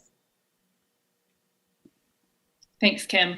Good afternoon, Council. I'm happy to be here. Just as a introduction before we get into the business of the ordinance, I want to say, listening to the conversation today, I feel like this ordinance complements a lot of the conversations that have been had. And I feel like this is important, especially given what happened yesterday. Initiatives like this one and all of the ones that you've been speaking about today make me really proud to be a resident of Durham and proud to be an employee of our organization. So I just wanted to mention that. So I'm going to provide a very kind of high-level overview of the substance of the ordinance. You had documents that were available through OnBase and iLegislate And I do hope that you've had a chance to look over those. I know that this week has probably not been what some of us or any of us expected. And so I'm happy to answer questions about the ordinance as we move through. So as Kim said, we do have an ordinance in place that does address some discrimination in the context of fair housing. And what we're looking at now is expanding the context in which we address non-discrimination and the folks who are protected by our ordinance. So to achieve those goals, we are adding some protected classes and framing the enforcement of the ordinance similar to how enforcement operates now. And just to back up for a minute, the Neighborhood Improvement Services Department has a Human Relations Division. There's also a Human Relations Commission, the City of Durham, which has a subcommittee, a quasi-judicial subcommittee, and that's where the enforcement lies currently, the Fair Housing Ordinance. And so the enforcement here and in the proposed draft before you operates similarly. To get back to the protected classes that have been added to the ordinance as drafted, we've included protections for military status, sexual orientation, gender identity, and protected hairstyle in sort of alignment with the Crown Act that Councilmember Freeman has raised. Pregnancy is not explicitly included in these additions because it's actually already covered under the definition for familial status. I know that that's something that some ordinances do call out specifically, but it's actually already covered under our existing ordinance. And then operatively, the ordinance creates a new article, Article 3, and adds prohibitions in against discrimination in employment and public accommodations, and includes some exceptions that are often included in these types of ordinances. And as mentioned earlier, places enforcement with the Human Relations Division and the subcommittee of the Human Relations Commission. The ordinance also modernizes language by replacing the term handicap with disability and removes binary gendered language, just again, to sort of align more with the city's values at this moment. The effective date of the ordinance is proposed for July 1st, 2020. And that's really, I think, the overview of the ordinance and everything that's included in the materials before you today and what will be before you on the 19th. I will pause there. I'm happy to answer questions, provide some more detail on any of the provisions that you have looked at. Thank you so much, Ms. Kukuro. Great job. I just want to thank you for this work. I read the ordinance. It's, I don't know, 28 pages or something. And fortunately, a lot of it was there before you got there, which is good. And you just had to rewrite some things. And then, of course, you had a lot to add. And I really want to thank you and our city attorney for working with other attorneys across the state and with Equality NC to give us a really good ordinance. And I know as soon as it gets passed, we're going to be hearing from other cities wanting to know, can they steal it? Which of course we're happy for them to do. But I think that this is such an important time because the state legislation sunset on December, the beginning of December. And here we are a month later with our ordinance in place or ready to be in place. And I just want to thank you all for your quick response and also for working with others across the state to make this a reality. So I really appreciate, I know how much work went into it. Okay, colleagues, questions and comments for Ms. Kukuro. Councilmember Freeman. Thank you, Mr. Mayor. And thank you, Ms. Kukuro and Ms. Roberg. I am very grateful for your work. I know that you've been working hard over this holiday break and pulling all of this together. I think Councilmember Freelon mentioned earlier how slow, I guess, bureaucracy can work and trying to get things to move forward. And that has been the exact opposite. And that in the council meeting where I mentioned it, and here we are today, it's already kind of like laid out. And I know that there's been a lot of work to figure out what parts and pieces could be in place and how much we could really have an impact on as a local municipality. And I just want to make sure that it's not left at our local level. And noting that we just had our legislative agenda put together, it would be great to make sure that this is also included.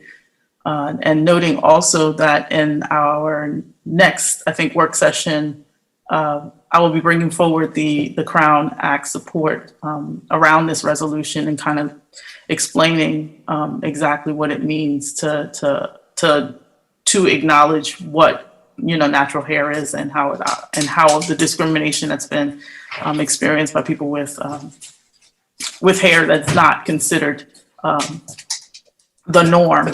And so I'm really grateful to watch the process unfold, and I'm really grateful for your support in trying to put this work together.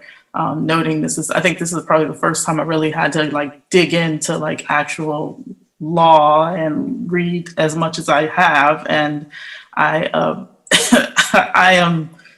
am flabbergasted and grateful, and I just wanted to say thank you. And I just want to make sure that that this is also included for the future, and making sure that at the state level that the ordinances that we're using are incorporated into our state laws and federal laws. So thank you. Thank you, Councilmember. Councilmember Middleton. Thank you, Mr. Mayor. Can you folks hear me? I got a indication of something going on with sound. Okay, for a little while, you had kind of we could hear you fuzzily for a little while, but you're fine. Okay, I had to put some more money in the meter, so thanks. Councilor Kukuro, good to see you. Happy New Year.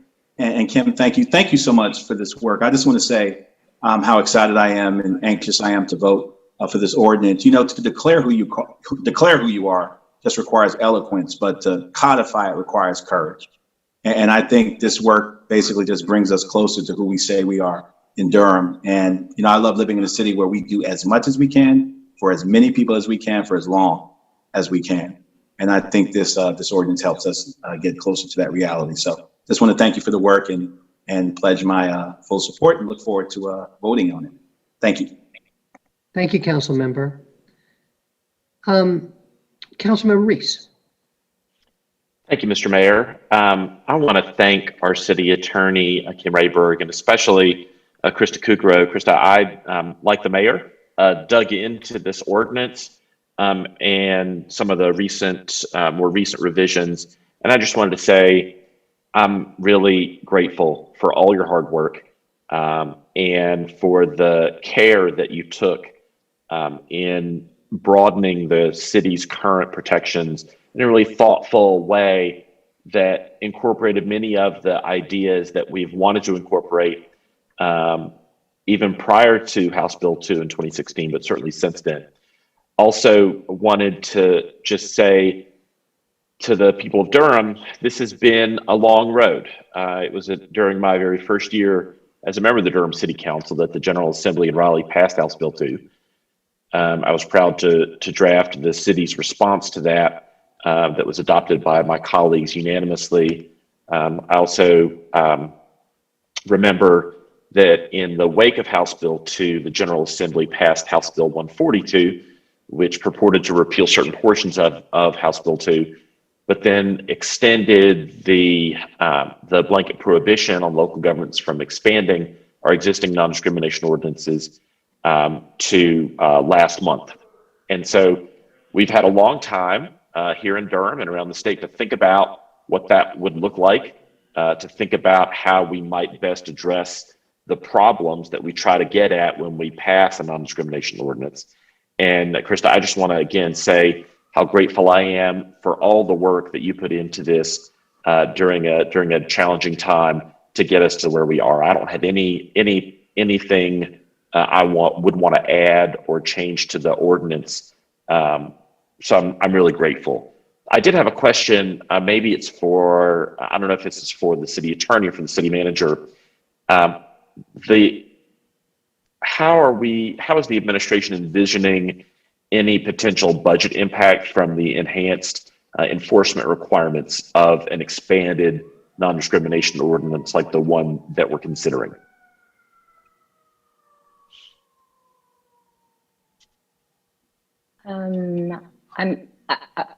I'm sure Manager Page can address the budgetary impacts, but Councilmember Reese, you raised a very great question, a very key consideration in our conversations with the administration, which because of the timing really only began in earnest this week. They have pointed out to us that this will require quite a bit of investment from the city and quite a bit of staff resource in order to stand this up. I mean, just the piece that we have for fair housing is a very knowledge intensive, in-depth, not inexpensive proposition. So to add other regulatory pieces to that, where the city would be receiving complaints in the realm of employment and public accommodations, obviously that's going to be exponentially more staff resource and just city infrastructure that we do not currently have. Ms. Kukro mentioned that the city attorney's office, in just putting forward a draft, had proposed an effective date of July 1, 2021. Having spoken some with the administration, I'm not sure that can be achieved. Like, that's excessively ambitious. And really they need an opportunity to assess what the staff and infrastructure needs are going to be for enforcement. And with that said, I'll turn it over to Manager Page. Thank you, Ms. Rayberg. We have had conversations with staff, the current members in NIS. They've been very preliminary. They have actually, worked in the fair housing space for a number of years and are very, familiar with, that part of the code and how we manage it here in the city. We will be able to evaluate the resources necessary based upon the amendments that are being that are part of this new adjustment to the code section, and be able to provide what those costs would be, different options to be able to do all of the different components of it, whether it be internal resources, whether it be out, consultant services, subcontracting components of it out. But we will certainly be able to do that with some time to be able to provide that. But we do not have any estimates. We don't have any estimates today. Oh, understood. I just want to say thank you for that, and Kim as well. I certainly didn't expect any kind of estimate, and I apologize if my question came off that way. I just wanted to make sure that that the administration understands that I fully support not only this ordinance and its adoption at our next business meeting, but also understand that there is going to be a budgetary impact to this ordinance. If we just wanted to pass a bunch of words and feel good about ourselves, we could do that. But I think every member of this council understands that when we pass a new non-discrimination ordinance, in order for it to have any meaning, it has to be enforced in a robust and impartial way. And that's going to require an additional budget investment. And I just wanted to let our administration know that I fully intend to support that investment when it comes forward. And I wish you the best of luck as you try to figure out what that might look like. I know there are some good models from around the country about what that can look like. And I just wanted to make sure that I expressed my support not only for the words of the ordinance, the spirit that animates it, and the validation of our community values that it stands for, but also that I am ready to support the budgetary investment that we're going to need to make as a community to give life to those words in that invoice, so that it's not just a reflection of our values, but an embodiment of them in how we protect our neighbors. And so I just wanted to say that and to thank you again Madam City Attorney and Krista for coming forward with an outstanding ordinance. I look forward to supporting it. Thank you, Mr. Mayor. Thank you, Council Member. Madam Mayor Pro Tem? Thank you, Mr. Mayor. Can you hear me? Yes, we can. Although I realized that when Councilmember Middleton said, "Could you hear me?" and was talking, I probably just should have said yes and let him go on unheard. No, just kidding. I'm really glad to hear you, Madam Mayor Pro Tem. Thank you. I'm sorry to be off camera. My house just lost power. It seems that a car crashed into the electrical pole just down the street from us. So hope everyone's okay. There's an ambulance and fire trucks and such responding now. So working from home, it's an adventure. But thank you. I just wanted to thank our city attorney and Ms. Kukro for all the work on this ordinance. I also read through it pretty carefully, though I do not have a legal background. I think I got as much out of it as I possibly could, and really appreciate all the work that went into putting it together. And I think it's really excellent, and will definitely serve as a model for other cities in our state. For a number of years, we've been, looking forward to a time when this legislation would expire and we would have the opportunity to move forward with legislation like this to protect all members of our community from discrimination. And so I'm just really glad that we have finally reached the moment where this is possible. And I'm glad that we are in collaboration with local community organizations that have been fighting for the rights of LGBTQ folks for decades, and that we're in collaboration with folks in other cities who also are excited about taking action to protect vulnerable members of our community. So I'm looking forward to supporting this legislation at our meeting on Monday, and I really appreciate the attention that has been paid to the enforcement mechanisms.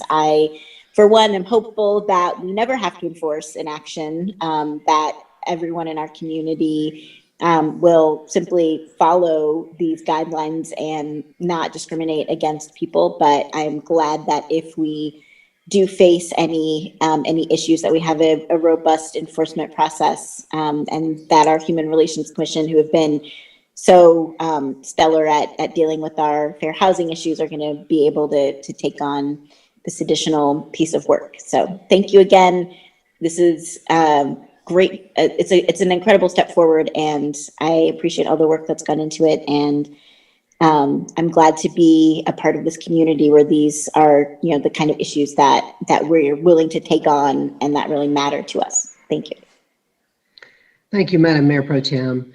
And I think most of you all know this anyway, but just to, there over the last few months, the metro mayors, the so-called big city mayors and the metro mayors, not that our cities are that big except for Charlotte, but we've been discussing this. There's been discussion at the North Carolina League of Municipalities. Local Progress has been part of the discussion, and a lot of it's been led by Equality NC. So there's really been a lot of good discussion. They've engaged the North Carolina Chamber of Commerce as well. Mayor Pro Tem Johnson and I talked a couple of weeks ago, or maybe it was before Christmas, to the folks at Duke so that they were very strong opponents of HB2 when it was passed. They're very interested in this, and we had a good discussion with them. So we've really tried to keep all of our community partners, our local chamber, abreast of it, so that there are no surprises, and that people are moving in concert. And so we'll now see other cities and hopefully some counties moving along with us. We were hopeful, and we discussed this, that we might be able to get some state legislation, but that was prior to November the 3rd. Okay, I do have a couple of questions, Ms. Kukro. In light of what the city attorney said about the start date and the need for the staff to be able to, for the city to be able to make the right decisions and staff up, what is this, we now have the July 1st, 2021 date, do we not, on the, for the start date? Is that still the date that we want, or do we want to wait a little bit longer, or how do you want to do that? Mayor, if you're asking me, I would defer, I think, to the administration, perhaps, once we have more information. Most certainly, we can discuss with them in between now and Tuesday. And there may be some other options that we can explore in terms of enforcement and modifying the enforcement language so that that enforcement follows standard enforcement of city ordinances rather than the sort of current processes that are laid out. So I think we have a few options, and I don't know that I'm best situated to make that decision. Okay, thank you. I see that Ms. Rayberg is with us. I am, Mr. Mayor, and Ms. Kukuro gave you exactly the answer that I would have given, which is I'd like to get the input of the administration on an effective date. Certainly, but as she just pointed out, we can put some standard ordinance effective in enforcement language in there as a placeholder until we can get to a point where the HRC can be employed more robustly in the implementation. Great, thank you.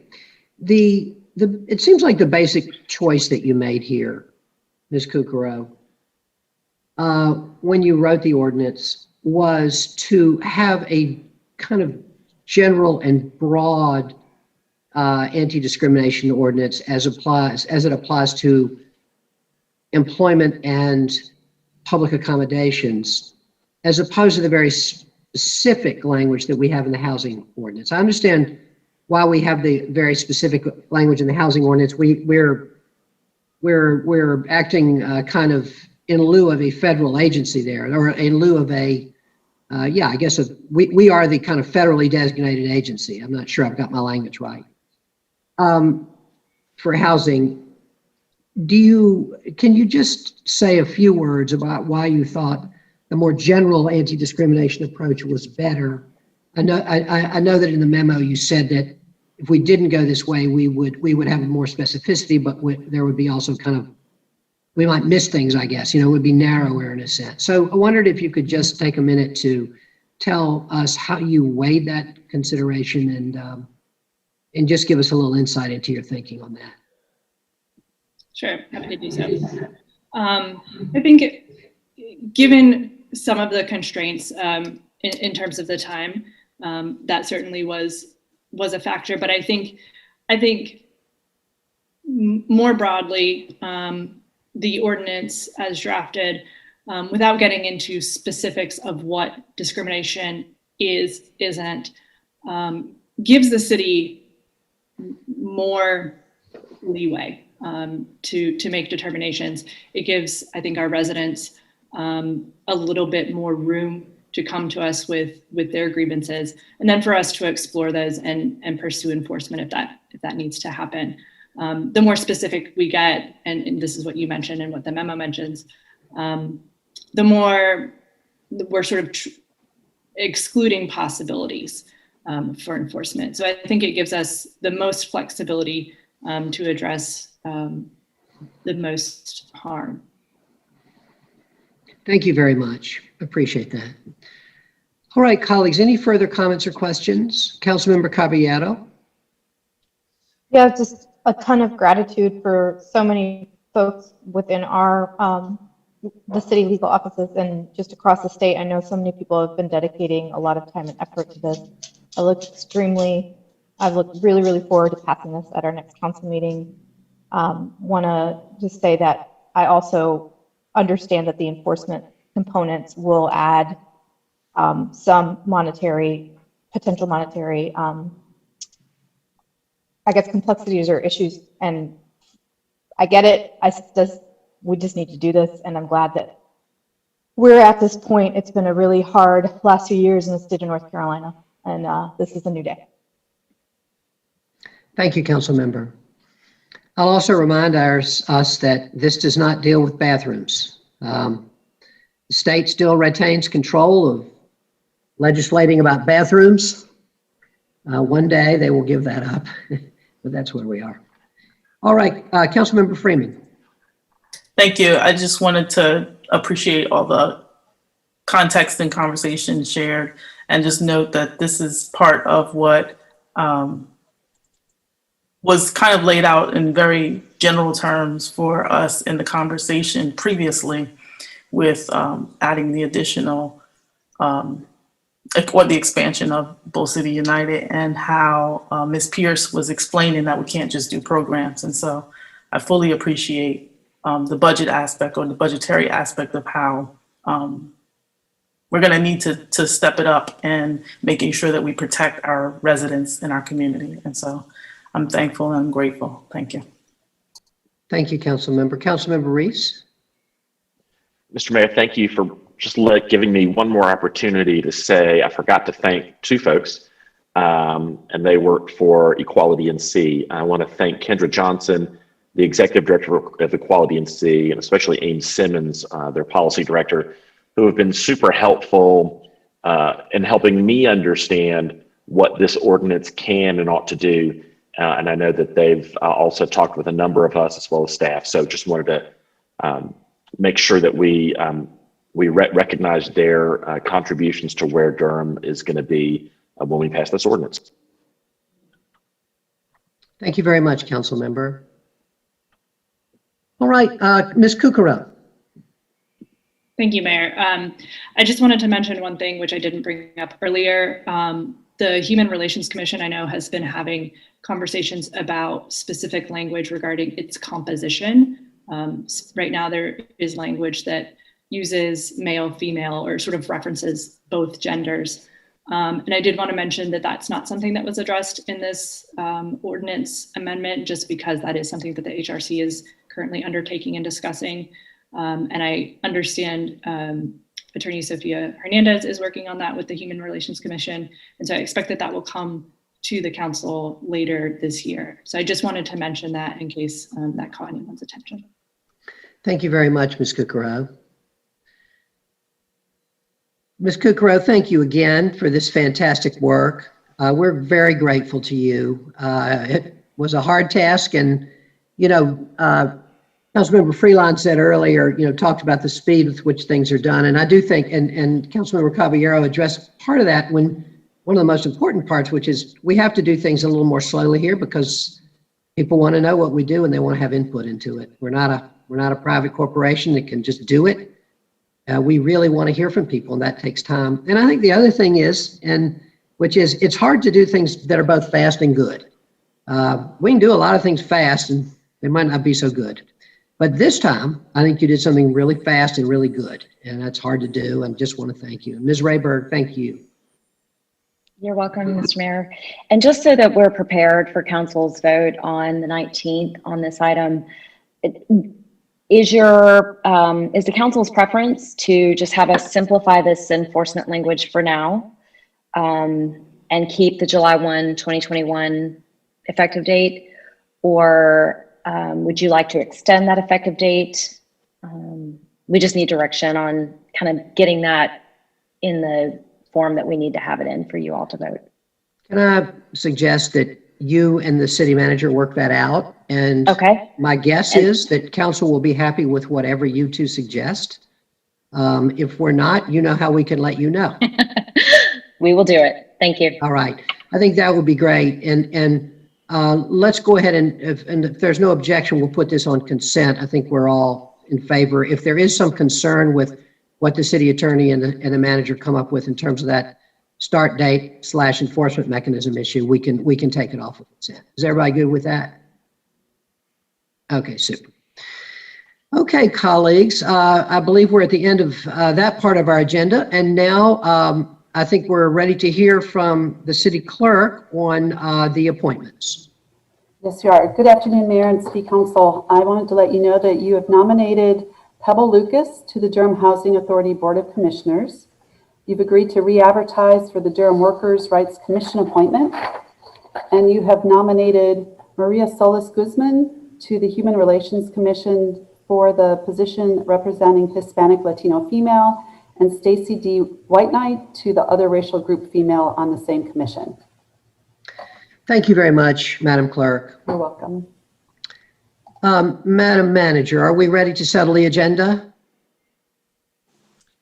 We are, Mr. Mayor. The agenda for consent would be items 1 through 5 and items 7 through 19. General business agenda, item 6, and GBA public hearings, items 22 through 25. Thank you very much, Madam Manager. Colleagues, you've heard the manager's recommendation for settling the agenda. Can I have a motion? So move. Second. Moved by Councilmember Freeman, seconded by Councilmember Caballero. Madam Clerk, please call the roll. Mayor Schul, Aye. Mayor Pro Tem Johnson, Aye. Councilmember Caballero, Aye. Councilmember Freelon, Aye. Councilmember Freeman, Aye. Councilmember Middleton, I vote aye. Councilmember Reese. Aye. Thank you. Thank you, Madam Clerk. The ayes have it and the motion passes, and we have settled the agenda. Colleagues, I do want to remind everyone that we do have the special city council meeting coming up on Friday, January the 15th at 2 o'clock, if my memory serves, to talk about the search committee for the, the search firm for the city manager. And I want to thank Ms. Youngblood for preparing us for that. We may well have some more preparation that she is going to want us to read before that time. But I just want to remind everybody of that, and thank you all for working to make that happen. Colleagues, I believe that we've done it. It's 4:35 on 4:36, and I'm going to declare this meeting adjourned. And I'm sorry, Councilmember Reese. I just wanted to say, Mr. Mayor, I can't remember a work session where we did more and better work than we did today. So thank you to each and every one of my colleagues. It was great. You're so right. And we were trying to contrast ourselves with those people in Washington that decided to storm the Capitol. So I think that it was a good way to do it. All right, friends, meeting adjourned, and good to see you all. Bye, everyone. Bye. Thank you. I'll see you all in like 20 minutes.